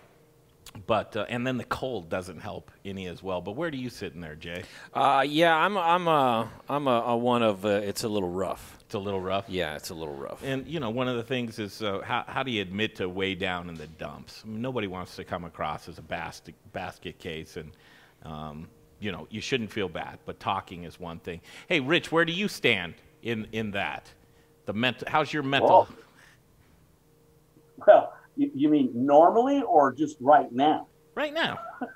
Yeah. Right now, it's a little rough, no doubt about it. I'd say actually it's a lot rough. Yeah, it is. It is a lot rough. Well, that would send you down into the way down in the dumps category. Well, one of the things that brings me way down in the dumps is looking at what's happening to restaurants and small businesses. Bye, guys. It was great having you guys here. We had a comedian in here today. Kind of wanted to lift our spirits, Richie. Well, when you go and when you care about restaurants and small businesses as much as we do, you look at the things like the westward of the openings and closings.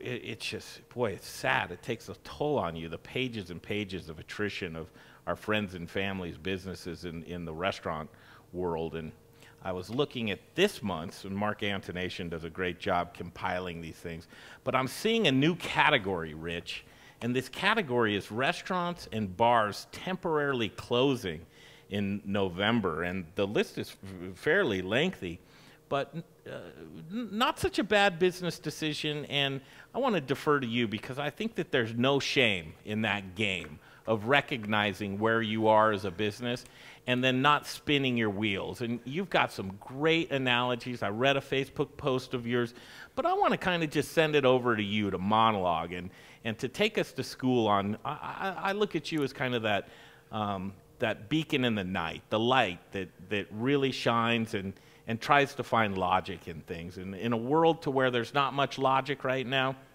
I think that there are some certain identifiers business-wise of which way to navigate while you're very uncertain what to do. So what are you seeing out there right now with businesses? Yeah. Well, thank you, Greg. Can you guys hear me? Yes. Okay.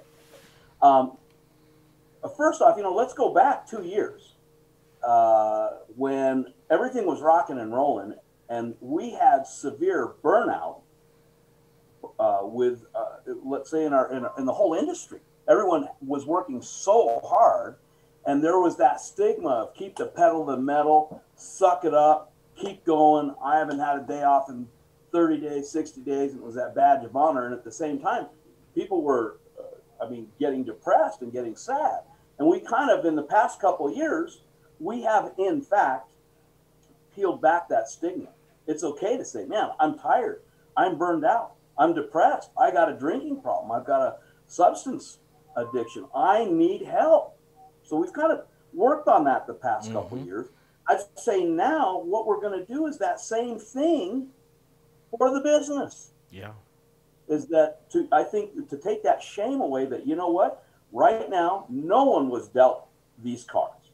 We were all dealt a bad hand, no matter if you're making tortillas, if you're delivering product, if you're cooking, if you're serving, we've all got a bad hand. Hey, Richie, your camera is up top here. I think you're looking at yourself or me, maybe. But yeah, look at your camera. Yeah, I would love that. Thank you. I'm talking to you. I'm talking to you. I'm looking at I appreciate it. Thank you, Richie.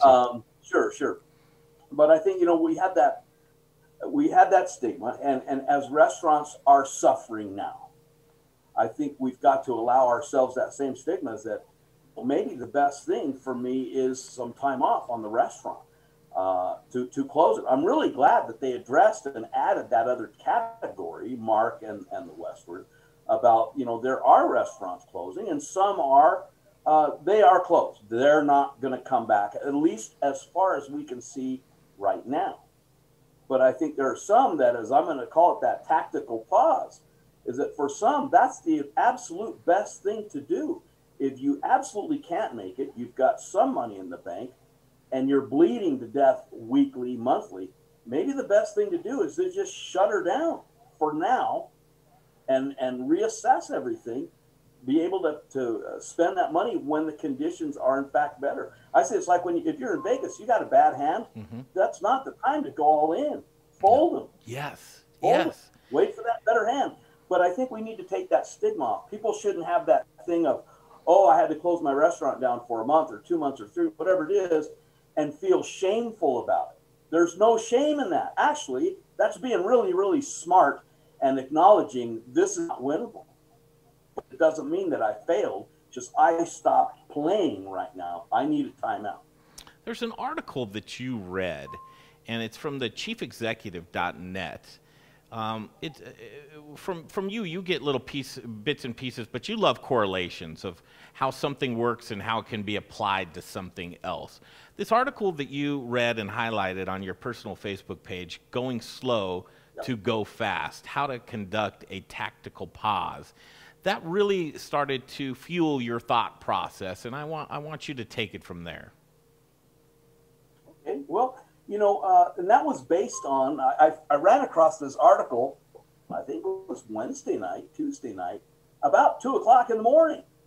And I was like, we need to come up with a term for this strategic pause or tactical pause.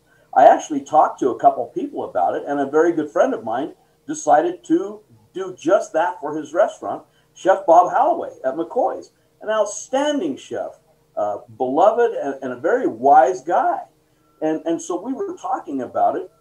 We said we need to have a term with that, because right now what happens is when people say, I closed my restaurant, well, it's like, okay, are you closing it for good or are you taking this pause? Two different things.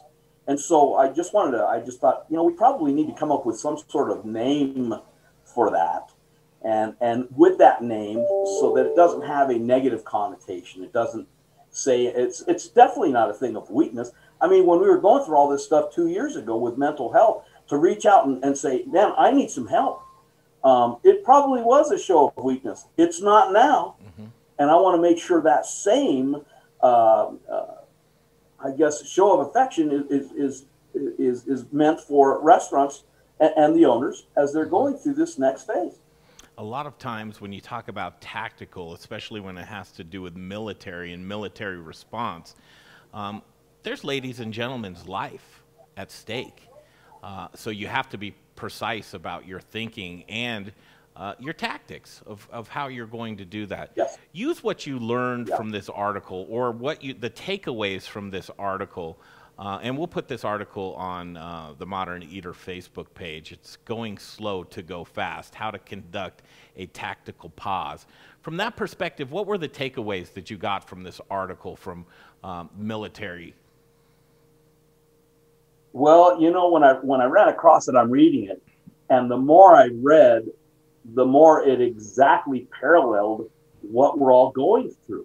And really, and this is a very high flyover on this article, and it's actually in a website called chiefexecutive.net. And so this article was about the military that had gone into Desert Storm, and they had certain intelligence on what to expect on the ground. When they got on the ground, they found out they had bad intelligence, and they were basically at that point. The common thinking is work harder, work faster, and all that. And the term that they came up with is they said, we later realized we were rushing to failure. And when I read that, I was like, it just hit me. You know, like, whoa, that is so true. And so they talked about how now they do a tactical pause. Let's herd everybody up. Let's find out what not just the intelligence that we got, what do we see in front of us? Richie, rewind just a second. You clipped out when it said rushing to, and then it clipped out. Could you do that again? Oh, darn right at the worst time. I know. They came up with a term called rushing to failure. And when I read rushing to failure, it just slapped me. It hit me. I'm like, that's exactly what happened. Because we think we aren't working hard enough. We need to work faster and harder and all stuff. And really, we need to slow down a little bit. Be more, what's the word? More precise, more disciplined, more have a plan.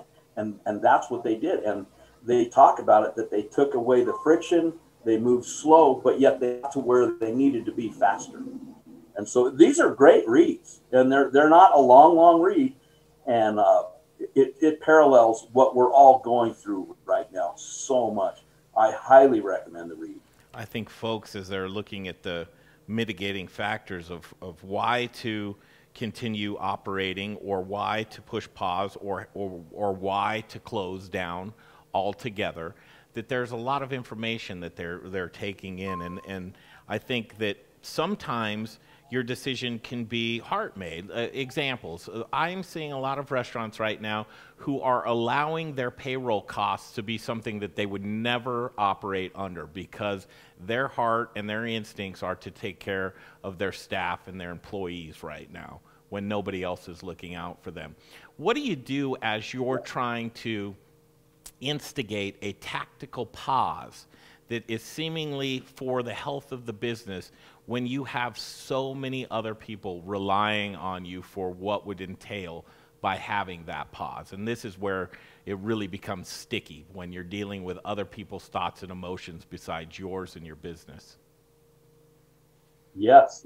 Well, and we're making those difficult decisions right now here. And that, number one, I'm working very hard. We're working very hard on conserving cash.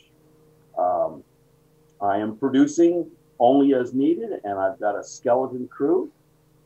People that are on salary, my management team, they're on the line. They're doing things they haven't done before in a long time. They're on the production line, and I'm trimming as much fat as I can in trying to save the whole ship. I was on several emails and a couple phone calls earlier this week about minimum wage increase, which is a whole other topic. Mm-hmm. But I said, a business that's closed can't give anyone a raise. And here I'm looking at it like a business that is closed can't pay any wages. Mm-hmm. And so I am looking, we're having to prioritize and make some very tough decisions, but trying to look at the long haul, what's defensible and what is best for the long-term health of our business. Mm-hmm. and our employees. I'm not necessarily looking at our P&L. Right now, it's more survival. Boy. Whew. Just gives me, because it's reality. It's real. And that's where we are as we sit on a December 4th, 2020. Yeah, I'm going to have more gray hair coming out of this, I know. Richie, you look good. And that's another thing I kind of wanted to wrap this up with, because I know that your care and your love for the industry and the folks that work in it is at the top of your list. Make no mistake. But in order to run a healthy company or to make healthy decisions, I think your mental health and physical health comes into a big play when making those decisions.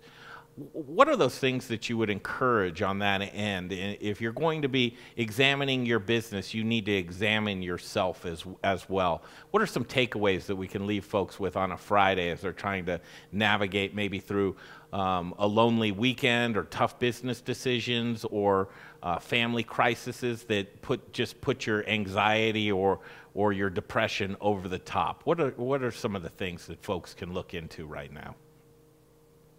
Boy, that's a great question. And, I'm barely a baker, so I'm not a psychologist or anything by any stretch, but I can share with you what I do is I try to keep very level-headed. I'm trying to get one day at a time. I'm trying to make sure that as I look at each obstacle, is it in fact as big as it appears to be at that moment? And gauge my reaction to it accordingly. Right now, it's, to me personally, the only way I'm handling all the tasks that I've got in front of me is by prioritizing, big time. But as soon as something pops up, I assign it a number, and I'm not letting myself get buried by small things that are preventing me from doing the important work that will affect the business the most. I ask you these questions because you're a real human being as well that's trying to navigate, and you have feelings, and some days you just shut it down as well, just like other folks need to do. But taking that personal day, you told me, you know what, Greg, I'm taking my Sundays and I'm taking them for myself. That was a decision that you made for yourself in order to be able to serve other people better within your business and the community. Talk about some of those steps that you're doing to not get caught up in the immediacy of things, making sure that you're unplugging and relaxing, and some things as you've taken inventory and audit of yourself. I think that by sharing those, it's really helpful to others. I know it's helpful for me. Yeah. Well, you know, any of us in this business, we're driven. We thrive on chaos. So kind of saying, okay, I'm going to take a day off. I'm going to relax a little bit. Almost feels like we're not, it's something wrong. I'm cheating. I'm doing something wrong. And for example, Greg, a couple of weeks ago, I was going to come in and work on a whole bunch of different stuff Saturday, both for the show and Raquelitas. And I got to tell you, I woke up Saturday and I was just dead. And I thought, I'm going to flip my days. I'm going to stay in bed Saturday. I rested, didn't feel guilty about it. Godfather, I think, from morning to night, but just slept, ate, rest. Put things in the proper priorities. I came in Sunday, killed it. It's acknowledging your needs and listening to yourself, trusting your instincts, not putting yourself out on an island. And one of the takeaways that I got from this conversation with you today, and I get many of them from each conversation that I appreciate so much, is figure out if what you're feeling and what you're thinking about is really as immediate as it is. Is it as severe as you believe it to be, or is it something that is just at the top of your mind, but all things will get better and so will that too? That's a great takeaway. Yeah. And really doing that priorities, because sometimes you know, there's a guy, I'll tell you what something I look at. This is on Facebook. This young man takes pictures of little model cars and he puts them on a table in front of an old building, and he takes the photograph. Well, the car is very close, the building's far away, but the way that he takes it, it looks like a full-size car in front of a full-size building. So a lot of times, just the distance of these problems, you'll see something that, okay, this is a problem that's going to be a month out, 6 months out. I'm not saying to ignore, but put it in its place. Don't let something that isn't going to happen for 4 months paralyze you from doing the important work that you can do today. Isn't it interesting on how a daily basis... That's it, brother. Yeah, generally your battles on a daily basis become internally. They're within yourself. And to be able to get through that day, it's how you manage yourself with those. But I love that. I've said myself when it comes to media and entertainment, especially with public speaking, is allow yourself to be calm until you need to be nervous. And that means right before showtime, you can say, okay, I can be nervous then, but allow yourself to be calm and cool all the way up to that. And generally when showtime comes along or when you need to make that decision, if you'd allow yourself that, you're going to be just fine. In a lot of cases, you're going to be just fine. Yeah.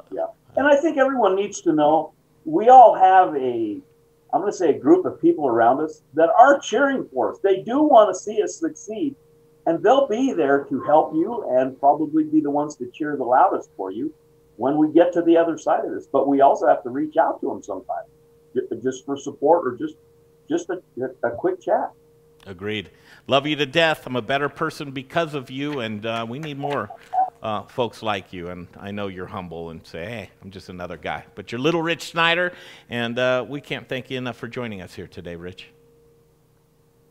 Thanks, guys. And I can't believe, I'm so disappointed how much gray hair I have. What is happening? Are you looking at your gray hair? I don't know. You're looking distinguished. You're looking good, Richie. Looking good. All right, that's little Rich Schneider. Coming up next, we're going to take a break and come back with Philip Rawleigh, Distillery 291. Talk about a Colorado success story, Jay. Yes, yes, and a success story. Oh, geez. Today's one of those days, right? A success story that's causing them to make some big changes out there in Colorado Springs. That's called teaser and a segue and the Yeah, whole what thing. are those changes? Yeah, what are are you ready they? to go? What you are- got that button what- ready? What are they? We'll Yeah, I'm find ready to out go. next as Philip Rawleigh joins us in the Modern Eater Show continues. Hey. What's going on, everybody? This is Brother Luck from Lucky Dumpling, 4 by Brother Luck in Colorado Springs, and I am rocking with the Modern Eater. You're watching them, you're tasting them, you're knowing everything there is to know about Colorado. Hi, Charlie from Brews Beers here. Our new Belgian Abbey 4-pack is a mixed package of the 4 core beers made in Abbey and Trappist breweries in Belgium. So we have a single, a double, a triple, and a quadruple in one package. Now, quadruples are the emperors of Belgian monastery ales. They're dark in color, with a dense tan head and alcohol ranging from 8 to 12%, so they're pretty strong. Quadruples are very rich and complex with big maltiness, spice, and flavors of raisins, cherries, and plums. Alcohol is apparent in the mouthfeel, but not overwhelming, even at 10.5% ABV. So the finish is long, complex, and dry, and they're great beers anytime, by themselves or with hearty foods. Pick up your Abbey 4-pack at either Brews location, 67th and Pecos, or at Colfax in York, and at fine liquor stores throughout the Denver metro area. Take home some Belgian-style badassery today. Welcome to Tommy Knocker Brewery here in beautiful Idaho Springs. We brew normally twice a day.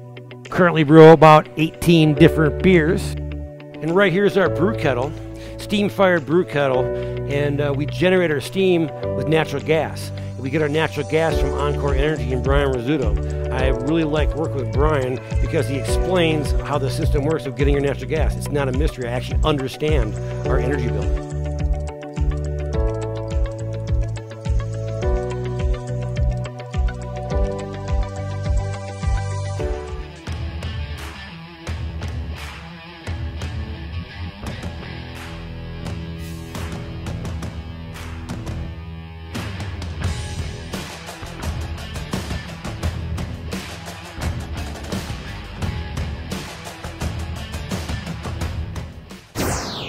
You're watching The Modern Eater, and now back to the show.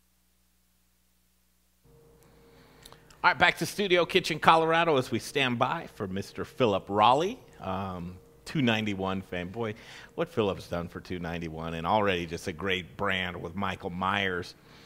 Here's one of their, this is the bottom of their bottle. They cut these off, and it's a glass. We have plenty of these here at Studio Kitchen, Colorado, as we wrap up a Friday, and again, comedy going on this weekend. Loved having him in here, and that's something that we really want to explore, but Ben Kronberg was a great addition as we were cooking with comics, and you look terrified right now, Jay. He's coming. Philip's coming in. What a day of technology! I mean, we should, you know, you want to talk about record and the Dr. shows, right? Sarah's texting me saying she can't. You know, we were going to record something with her. She can't make it just because of traffic. You know, which is and it's like whatever. You know, because chances are I couldn't record it anyway. Yeah.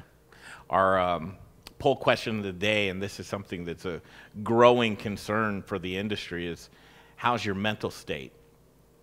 And heading into the holidays renownedly, and that was one great thing with bars and restaurants going into the holidays. If you didn't have family or you needed a place to go, there was always a seat for you, right? You sit down and talk to guys like you, Jay. Yeah, that's right.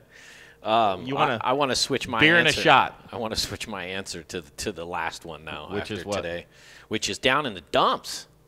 Oh, really? Yeah. Oh, the four answers. Yeah, I'm Never been switching better, just another day. It's a little rough or way down in the dumps. It's a little rough. I always like the end of the show just because we're loose at this point in time. We've got the pressure of all the other things. And, I mean, I don't know, when the internet, it's like, why don't we just record these shows and then premiere them? Well, I don't know, because we find some value in it being live, and I think other folks do too. I mean, and there's a fun element of it being live, and it's happening right now, and I love all that, as Mr. Philip here is connecting. But at the same time, it's like, I mean, that's not the craziest idea in the world of recording, even if it's the same day, and it's like, listen, it's live. This was 40 minutes ago, go. But this way, you know, we ensure that the live streaming. I can't even think. Oh, look at this guy. I love this guy. All right, he's joining us right now, and I think he's probably at the distillery. This is Philip Rawleigh. I need no notes for this gentleman because I know everything about him. That's right. I know where all the secrets. I've even created a few secrets with you, Philip. They're all up here. They're all up here. That's right. Where are you, Philip? I'm actually at my house because we are in the process of packing up the distillery to move. And so I was headed in between our old distillery and our new distillery. Oh, man. Well, fantastic. This is the Philip Rawleigh Surprise. house. Yeah, Distillery 291 is on the move. Yes. All right, let's just dig in. What's happening? Why are you moving? Did you get kicked out? Did you do something wrong? Is the lease up? Did you find a bigger place? There's so many questions. Let's dig in. So we actually outgrew the space that we are in with all of our expansion this year in 2020, and we are moving to a larger facility still in Colorado Springs, and we are really excited. So we will be fully moved in at the end of January. Unbelievable. End of January. Yeah, so it's been crazy how busy things have been, how much we've been growing and opening up new states and being on the market during this very odd pandemic world that we're all living in right now, and just trying to keep a positive attitude. And how could you not when you have a little bit of this Distillery 291 whiskey right there? How do you say it? Do you say 291, 291? What do you do? So I say 291 Colorado whiskey. That's usually how I refer to it. And then if I'm talking about the distillery, I talk about Distillery 291. So it's always 291 to me. Some people say 291, some say 291. I don't know. As long as you're drinking it, that's all I really care about. You know what's funny, Greg, is as you were saying that, I have this weird thing where I translate things in Spanish sometimes when you so inside of my head, I would in Spanish, I would say it the whole 291 in Spanish. But when I say it in English, 291. But when I say it in English, I wouldn't say 200. I would say 291. Yeah. Yeah, absolutely. No, right, yeah. I think Philip's on the right over the target. So you guys have cut new road. You're just winning everything that can be won, and it's just the discerning taste or the palate of whiskey drinkers everywhere would conclude that you guys are onto something. You're doing something damn good. And that bottle behind you, in order for you to display a bottle, it's got to mean something. What do you got there? This one is so cool. So this is actually barrel 291 of our Colorado whiskey, Michael's flagship. There's actually only a total of 48 bottles of these that have ever been in existence. They're hand-graved, they're hand-painted, done by our friends from Wine Punts for Us. And that bottle actually took a master's in design from the Business Journal in London, and we were the only U.S. company to win a Master of Design for that bottle. So that's why that's up there, displayed really proudly. Hey, Philip, Jay jumping in here. What kind of occasion would it take for you to crack a bottle like that? That's what pops into my head. You know, I mean, wedding, nope, that's not important. You know. No, I will never crack that bottle. It's actually really cool. I have bottle number 2 of that. Michael has bottle number 1. It's just really, that's something that just sits in the archives of very special whiskey to me. Normally I drink anything that we make except for that's one that I just won't open. If I were you, I would lock that up somewhere, because otherwise you're asking for when there's a bizarre cousin in town and you get home from work and you come in and that cousin's sitting at the dining room table with that bottle halfway gone going, hey, thanks, Philip. What's up, man? Hope you don't mind. I'll replace it. Here's $40. Oh, my God. I think it's funny you think I let people into my house. Well, that's why I said cousin. I used like a family member, so it seemed more believable. Philip, you would laugh your ass off if you knew how many times people came into Studio Kitchen, Colorado, and these glasses that you left behind, right, the glasses that are the bottom of your bottles, how many times they've had to pour their whiskey into your glass, which is, it cracks me up. I just love it each time. That's why we do that. You know, and what's really interesting is how well respected you are with other distilleries as well. It's almost like a badge of honor. They're like, hey, I'll pour it in that. That's a cool glass, and that's a cool company. They're fine with that. How did it get so? How did you guys? What's the secret sauce? What do you believe? I think it's the whiskey. It's Michael. It's you. You've created magic, and you say magic in a bottle. Truly, everything that you guys do is that magic in the bottle. How'd you get there? I appreciate that. I think, it's Michael's story. It's Michael's determination to make a grain to barrel to bottle whiskey that represented a change in his life. He went from 9/11 out here to Colorado, changed his career, poured his whole entire life into learning about the distillation process, creating this really unique whiskey that not only tastes great, but it does have stories. And I think that talks to the respect you say that a lot of other distillers and distilleries have for us, and that's because we show the same. We show respect to the whiskey, we show respect to the process, but we do it in our own way. We do it in a unique and fun way. And I was lucky enough to be able to come into 291 and share Michael's story with enthusiasm and get to meet everyone, and just really be boots on the ground with Michael and sharing his story and his whiskey. And then more importantly, it becomes your story. It becomes how are you connected to 291? Where did you first have 291? For service industry people, I love hearing their stories of, meeting Michael and him just being like, here, taste this whiskey, make a cocktail with it. And, kind of just the grassroots project that has, started small in Colorado Springs and, with the intent to become a national brand. And we're now an emerging brand. And Michael is leading that vision in that direction, even during, the COVID world that we live in, with positivity and share a great whiskey story. I think that's it. Wow. Long-winded. No. And listen, a few things struck me from that. Number one is you've always deferred to Michael and telling his story. And for, as a number two guy, which I look at you as the number two guy, you've always propped up your number one guy. And that is just remarkable how you do that. Because obviously a lot of people want to be in that limelight, and you are, but by not trying to be, which I really, really appreciate you for that, because it's always Michael first and the story and why it was developed, and that's a really cool steward of the brand, which you do. Secondly, what a great representation of Colorado, and being a guy coming from New York and with that story. And then, he's had lifetimes within lifetimes, just being a renowned photographer and the things that he's done. But to come out here and cut that road and represent Colorado the way that you guys do, wow, this is the type of whiskey that if somebody's drinking it in, let's just say, Southern California or Florida or Milwaukee, Wisconsin, that this is how I would want Colorado to be represented. That's special. That's truly special.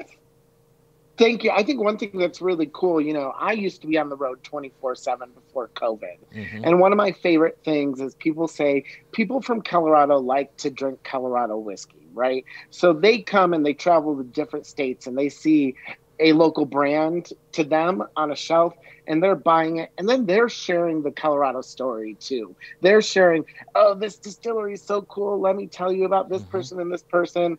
And I've got a guy, one of my favorite little places out on the pier in San Francisco, really great whiskey bar out there. He said, I can't tell you how many people come in and be like, I know Michael and Philip, and I had Michael's whiskey when he was in the basement of that commercial building in 300 square feet. And so it's so crazy to be able to travel and not only represent 291 Colorado whiskey, but what Colorado whiskey is, and that Colorado whiskey is really making a name for itself in the whiskey world. And it's fun to be able to connect in these Zoom meetings with so many more people than we ever could, and be able to share more than Colorado whiskey. It's awesome to be able to share 291 Colorado whiskey, but also Colorado whiskey, in that we have some really awesome whiskey here in the state. All right. I know your time's limited and you got to jump because you're going back and forth, but I do have a couple more with you. You have such a great community of folks, and you do your check-ins. Are you still doing your 2 p.m. check-ins? So we kind of switched. People are getting a little tired of it, so we didn't want to just keep stretching it out. So now we do our periodic 291 check-ins, which I think is a lot more fun. But we still are doing our quarantunes, and those are every day except for Saturdays. And we support local musicians. They play for 1 hour every day. They take over our Facebook page, and they just bring a little bit of joy into the day. They bring a little bit of light. And what can sometimes right now be a heavy world. Absolutely. And so we still just take the positive standpoint. We support other local artists. We support local communities. We support our bartenders. We just try to make sure that everyone's taken care of. And I think that's what we have to do right now to keep smiles on people's faces and get through it together. Absolutely.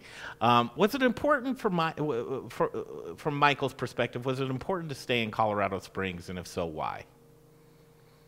Oh yeah, without the Colorado Springs and the community here has supported us in one of the most tremendous ways ever. I think we're so lucky with the community of whiskey drinkers that we have here. People who support small business, who've continued to support small business.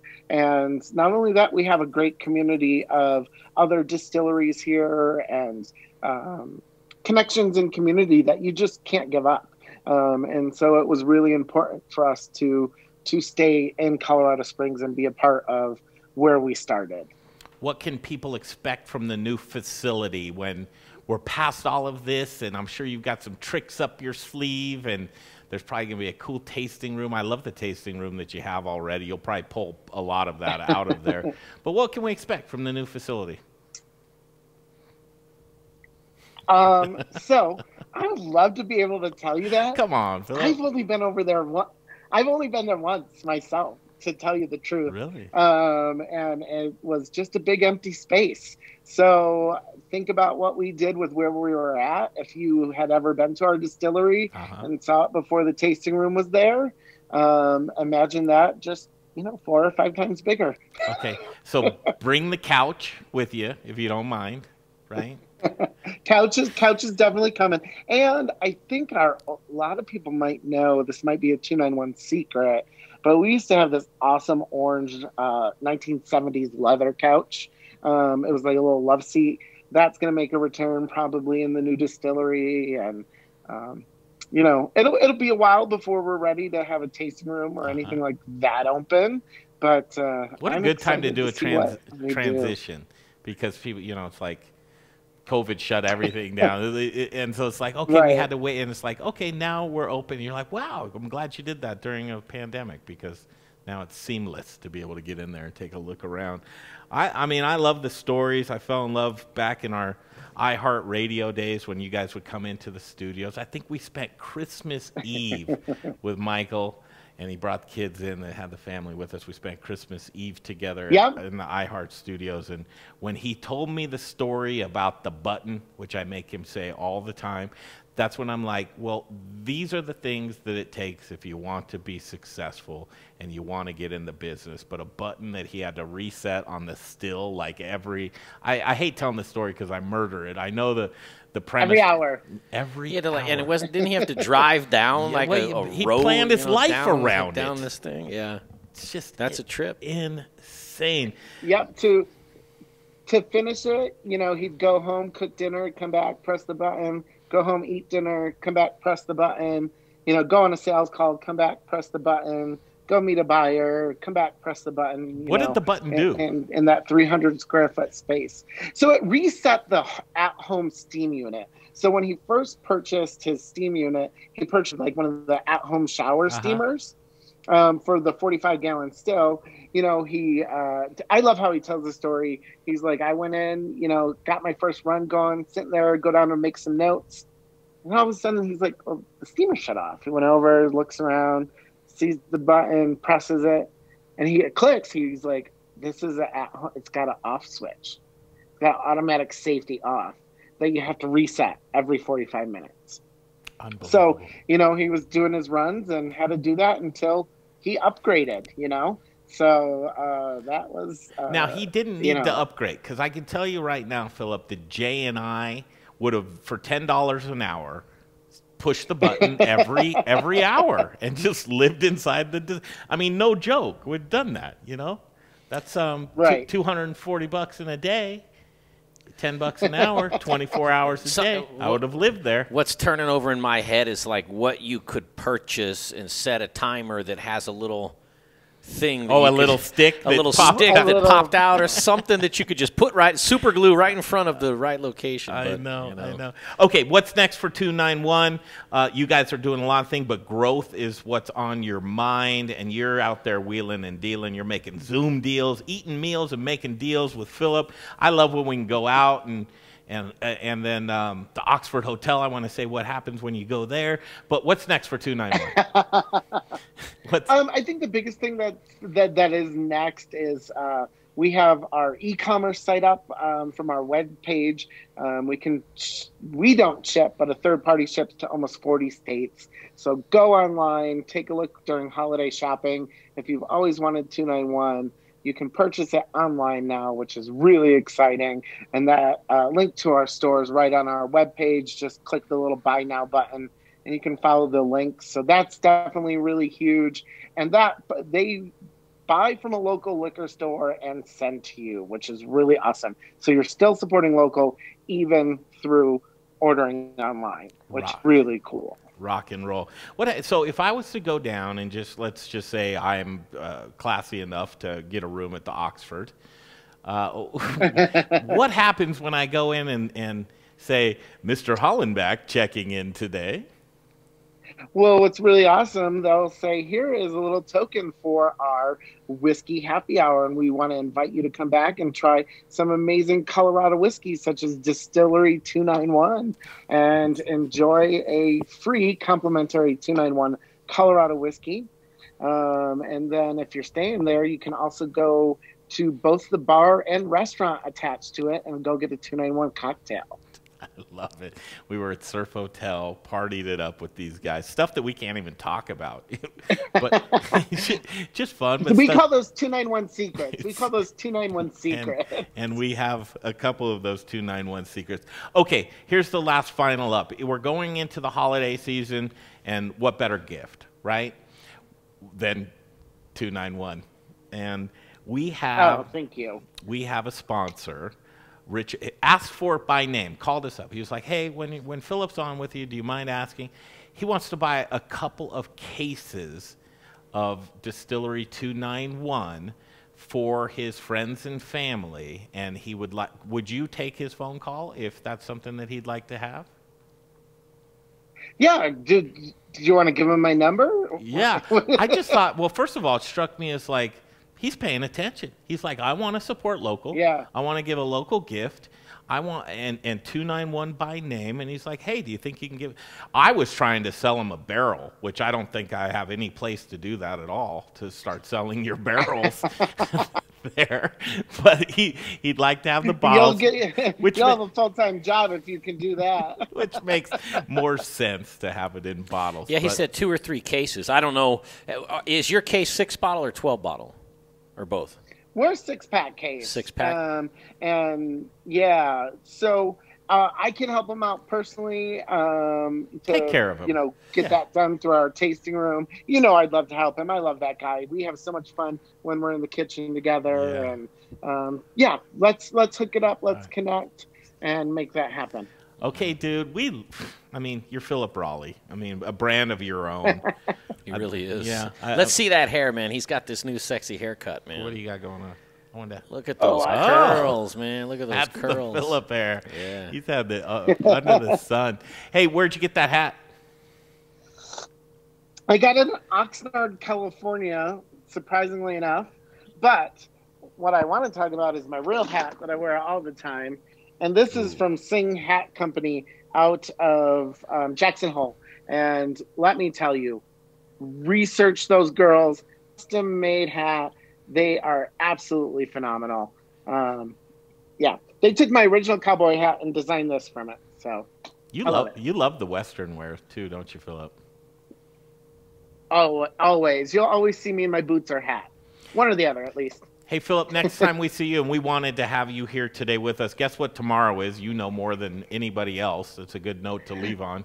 Tomorrow is Repeal Day, and it's really exciting what tomorrow is. I don't know. Is that what you were talking about? Yes, it is. Yes, it is.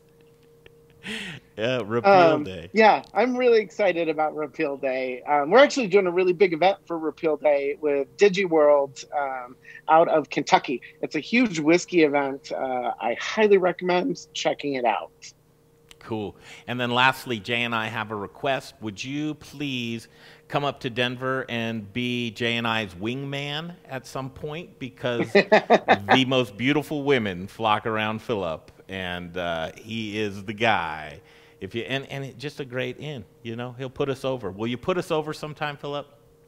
Let's do it. You know, when we can go back and have restaurants and eat inside and have some fun, or, you know, spring patio season, what better time to meet people than spring after stuck inside all winter? Let's go to a restaurant and have some cocktails outside and meet a bunch of people. Agreed. I'll buy the first round.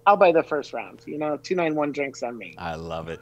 Anytime we call him, he answers the phone. We've known each other since Jump Street, the get-go.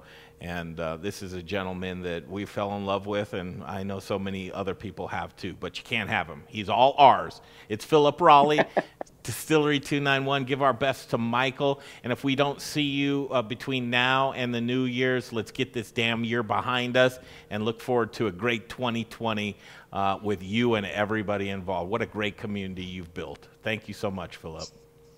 Stay safe, stay healthy. Bye, guys. Yeah, you bet. Later, buddy. Philip Rawleigh, thank you. Man, that's...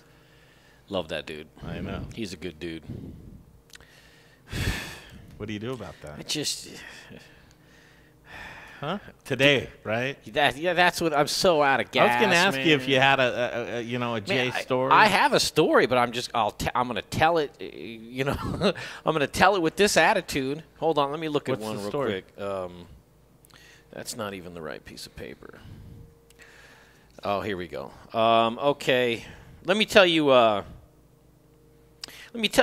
want to tell you the eyebrow story. I don't think I've heard this one. And I don't know why I want to tell this one. And are you going to do it right now, or are you going to do we need to break? If we don't need to break, you don't need to break. No, we don't need to break. We've already braked. We've already braked our brakes. We've already broken? Yeah, we've broken them. So eyebrow story? This isn't. So this story is. I call this my eyebrow story. And so those of you that don't know, Jay's a lifer in the service industry. 30 years in the business, mostly behind a bar, but he has held a saute pan a time or two. Oh man, listen, I can saute my brains out. Really? I have so many skills that don't do anything for me at all.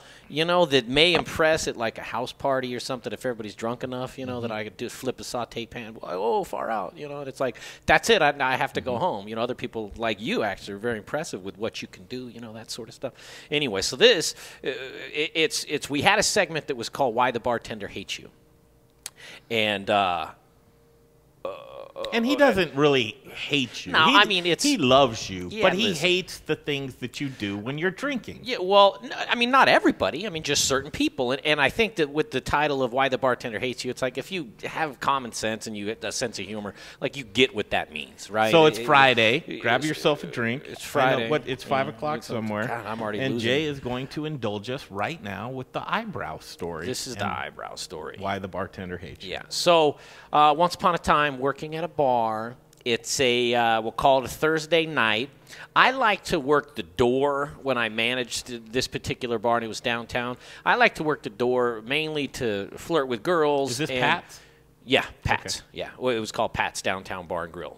There's still one on Iliff in Quebec. There was one on Arapahoe and I-25. So as the boss, you would work the door? Yeah, yeah. But I did it out of out of something to do. Because if you've been a restaurant manager, you know that a restaurant manager is basically just an adult babysitter. Your job is to either wait for a problem or to keep an eye on the kids and make sure they're doing the things they're supposed to be doing, which is good and fine and dandy, but it can be boring if you have a crew that's doing what they're doing, but you have to be there anyway. So I would sit at the door, talk to a couple girls possibly from time to time, but mainly just to stay busy. And I liked IDing people and taking fake IDs. Ooh, I should put some fake ID stories together because those are good. So this one is the eyebrow story, right? So one night, I'm working the door, kind of. I've got door guys, but I'm just there to do it. Down come a couple of gentlemen who are visibly intoxicated. Beyond the point, like before they got down the stairs, I knew I wasn't letting them in. I So mean, from upstairs, what was the bar's name upstairs? Crocs. Crocs, yeah. Croc. It's where the new, the Blue Moon place is at 16th and Market. So it used to be Crocs upstairs. Oh, yeah, everybody remembers Crocs. Right, yeah. Pat's downstairs, double daughters, two-fisted Marios. So these two gentlemen make their way down the stairs, and they're intoxicated. I know I'm not letting them in. But, you know, so they come up, and they're getting IDs out. I say, hey, listen, I'm sorry. You're not going to be able to come in tonight. I think you've had a little too much to drink already, you know, so just have a good night. Should end there, right? It should. I mean, normal people, but they're intoxicated, so they're not thinking the same way. They're going to plead their case. Why, sure, man? Yeah, exactly. It's my shoes, you know. Like, I mean, you hear everything. And so these two gentlemen, one did the talking. The other guy was kind of the just back in the cut guy. You know, he's just behind him, you know, there for backup. And so the guy says, we're not drunk. You know, well, first of all, that's not true. And if it is true, then there's another problem, right? If it's not alcohol, it's you're on something, pills, who knows? I mean, right, it's the real world, who knows? So he says, we're not drunk. And I go, well, you know, you look to be impaired. And believe it or not, Greg, I try to do things the right way before I have to turn into, you know, that guy. But I said, I get it. You're not looking for extra problems. God, no. Especially in these circumstances downtown, because I've been punched and spit on and attacked and everything. And I don't know how to fight. You know, there's the line, it's like, I'm a lover, not a fighter. It's like, I'm neither. Like, I just go down the middle. If I can't do either one, well, you know. So you had your muscle nearby. Oh, yeah. So that helps, too, with the, you know. So anyway, so the guy says, we're not drunk. We're not intoxicated. I go, okay. I said, well, there's something going on to where I just can't let you in, man. I mean, it is what it is and all this stuff. He says, are you afraid of me? Is that what the problem is? I'm like, no, that's not the problem. You know, I said, I've got guys for that. I said, I just think you're too intoxicated, man. I mean, that's what it is. I have money.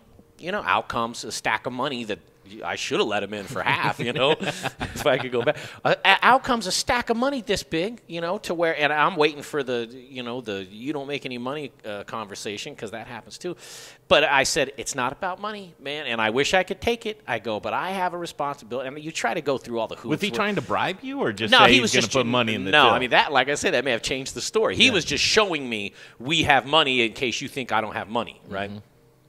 And so I said, listen, man, it's not a money thing. Again, it's just you're an intoxicated thing. There's something going on. I don't know what to tell you. Now, keep in mind, this guy's still back in the cut, right? He starts going like this, tapping on the guy's shoulder, his buddy's shoulder, which is just like, dude, let's go. He's going like, dude, let's go. You know, go upstairs. You'll get in somewhere. You're not getting in here. So finally, he's got some choice words for me, which are along the lines of go blank yourself, your mom's a blank, all the blanks that you want to fill in. So he's giving up on getting in at this point. Yeah. And that's when you know they give up, is when they start insulting you, because they know they're not getting in. So he starts with the insults of mother and everything else. And they start to leave. And as they go up the stairs, and he stops, right, Greg? It goes up, and then there's the little landing pad, and then there's the second, thing of stairs. He gets up the first flight of stairs, turns around, and I thought he was going to spit on me, because that's normally what they do when they get up and they turn around. I'm like, oh, here we go. Here it comes. He looks down at me. He goes, nice eyebrows.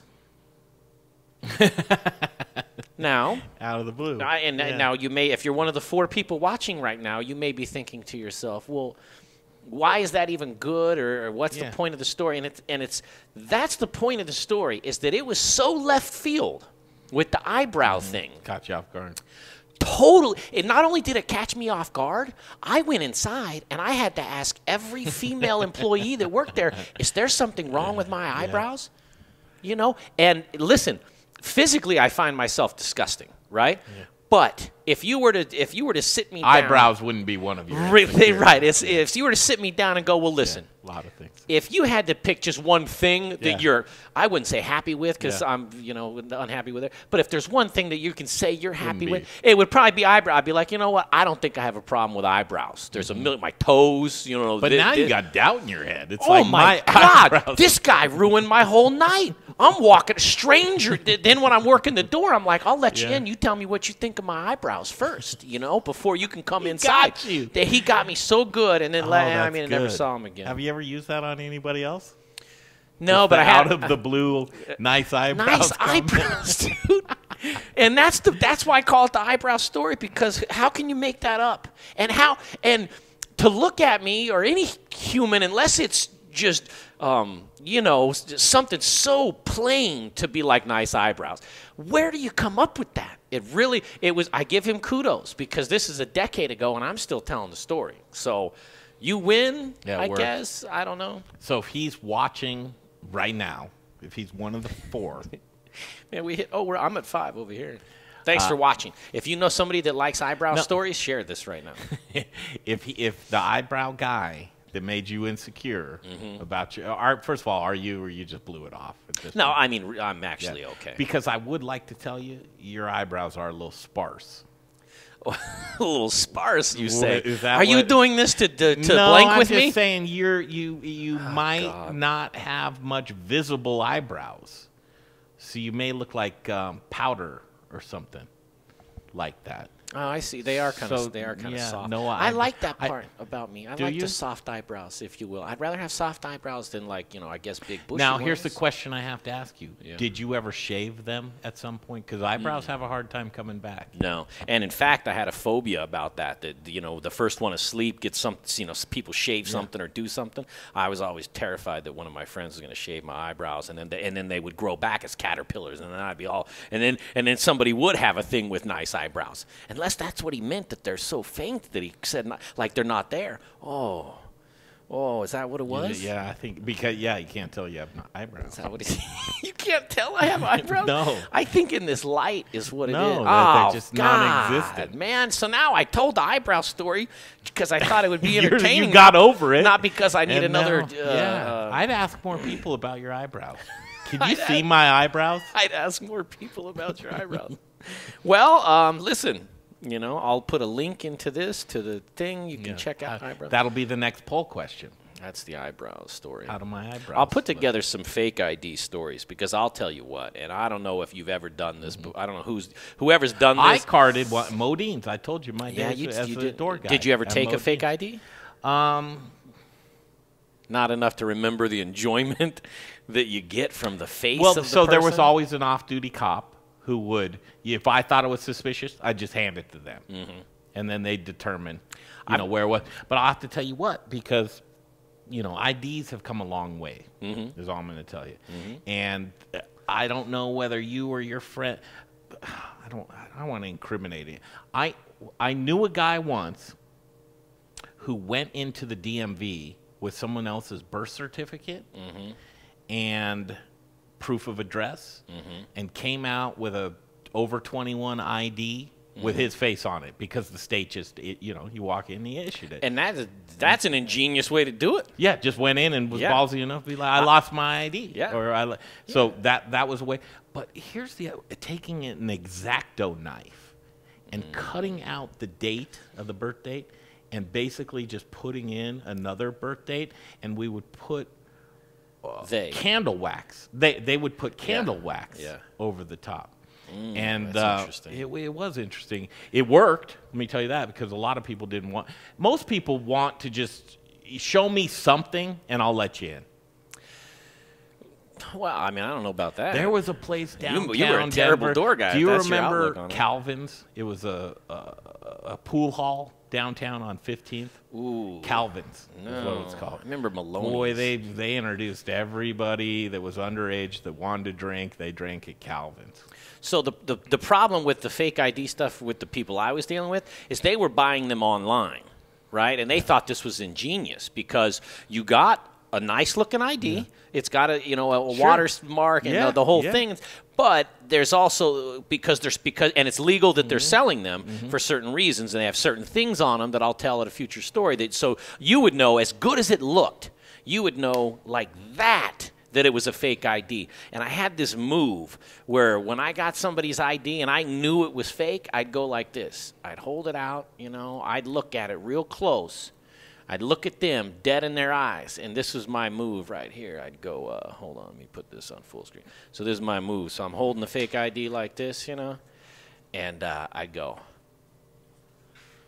And I'd put it in my back pocket, and then I'd just stare at them, and they're like, what's up? Where's my ID? And I'm like, oh, you're not getting that back. That's mine. You can't do that. Well, sure I can. And at least, 10 to 15 years ago, the law stated that you can actually legally take somebody's ID, whether it's fake or not. Like, even if you came in, this is your ID. I can take it from you if I think it's, fake. Yeah. I just have to turn it into law enforcement with something like within 48 hours or something like that, which, if somebody had that good of an ID, man, sometimes you just go like, well, I mean, I might be suspect of it, but I can't prove it. Somebody that looks like me way back in the day had a fake ID that was just somebody else. So everything on it is good, and if you memorize everything on it, you're good, but it just wasn't. Don't you wonder about fake IDs today? Because most people, you're wearing a mask a lot of times. Yeah, I mean, I would think that you'd be like, all right, let me see. One of the best fake ID is obviously Las Vegas Vacation from National Lampoons. Oh, right? Vegas Vacation. Yeah. And the kid out there on the strip with the... You want to know how my brain works? I can Get tell my you, computer. I can tell you his name from that movie. I can tell you his fake name. I haven't even looked at it yet. You didn't look at it? I didn't look. Nick Papagiorgio. I just it's from the movie. I can remember it. But he was so great because he'd have that huge, there it is, yeah. And he'd take a picture Nick of Papagiorgio. So so like that. So the sample thing that's across the front of that. So the ones you buy online, a little bit like that.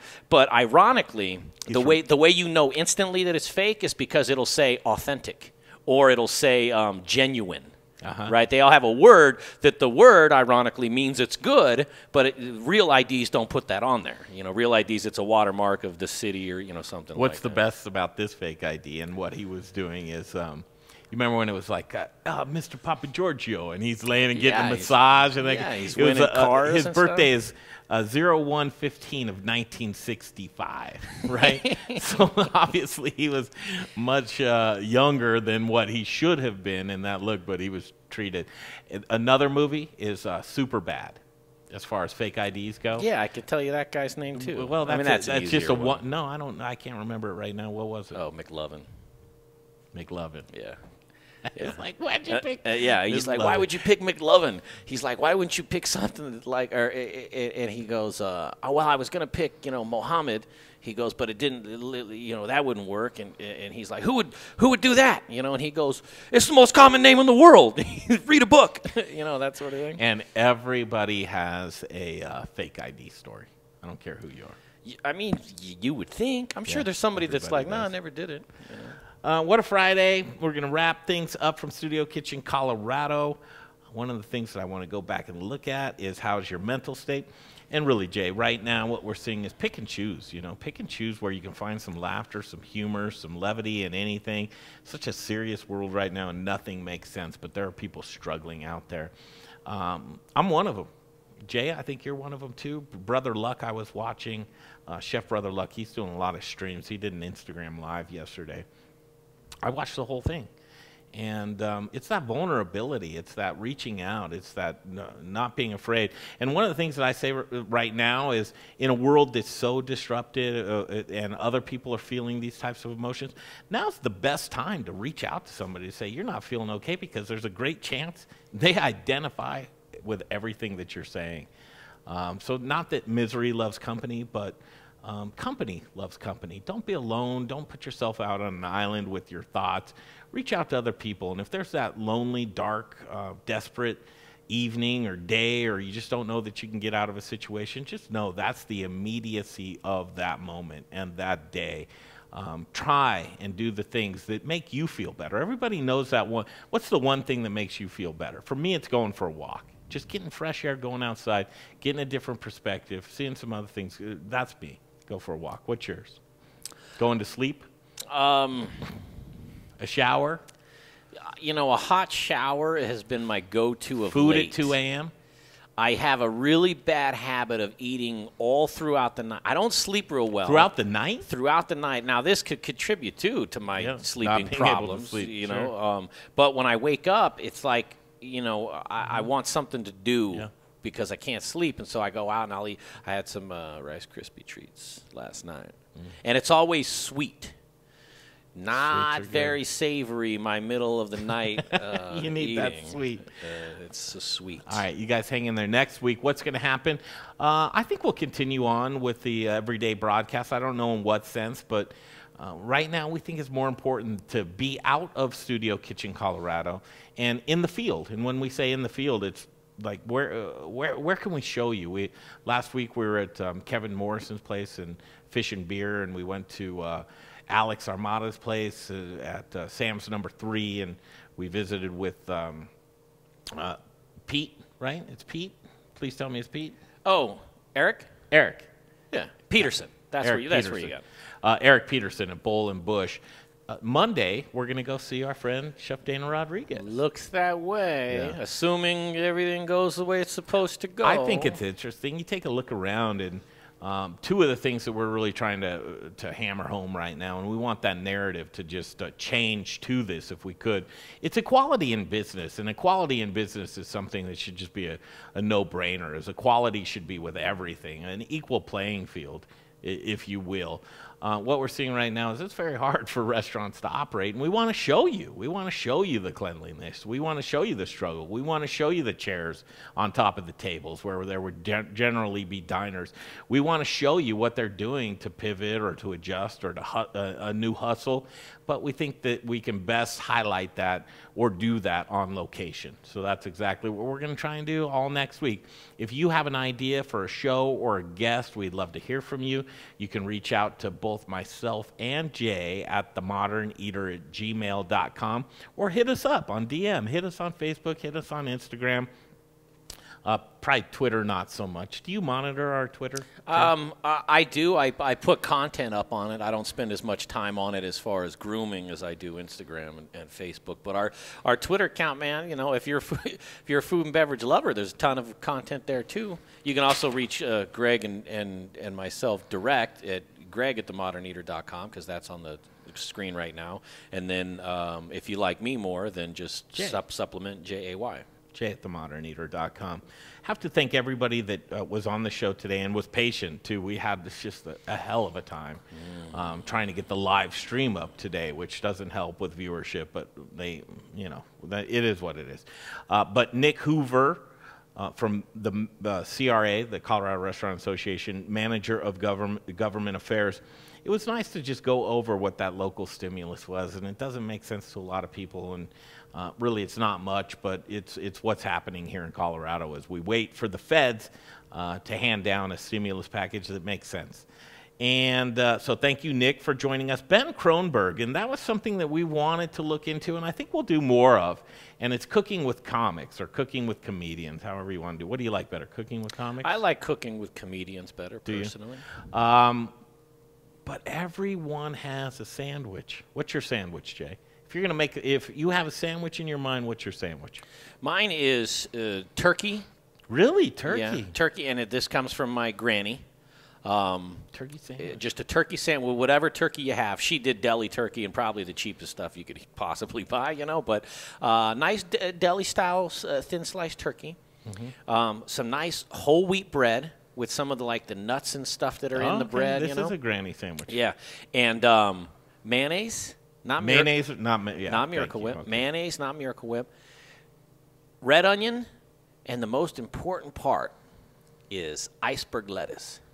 And I know there's no flavor. It's just for the texture. And I would put twice as much lettuce as anything else because I like that crunch. I like that sandwich. That's my thing. No mustard? No, and I love mustard, but not on that sandwich. That sandwich is just mayo. Is that Granny's sandwich? Homage Lettuce. to Granny? That's what she used to make for me, you know. And then you flip life around, and I was cooking for her at the end. So there you go.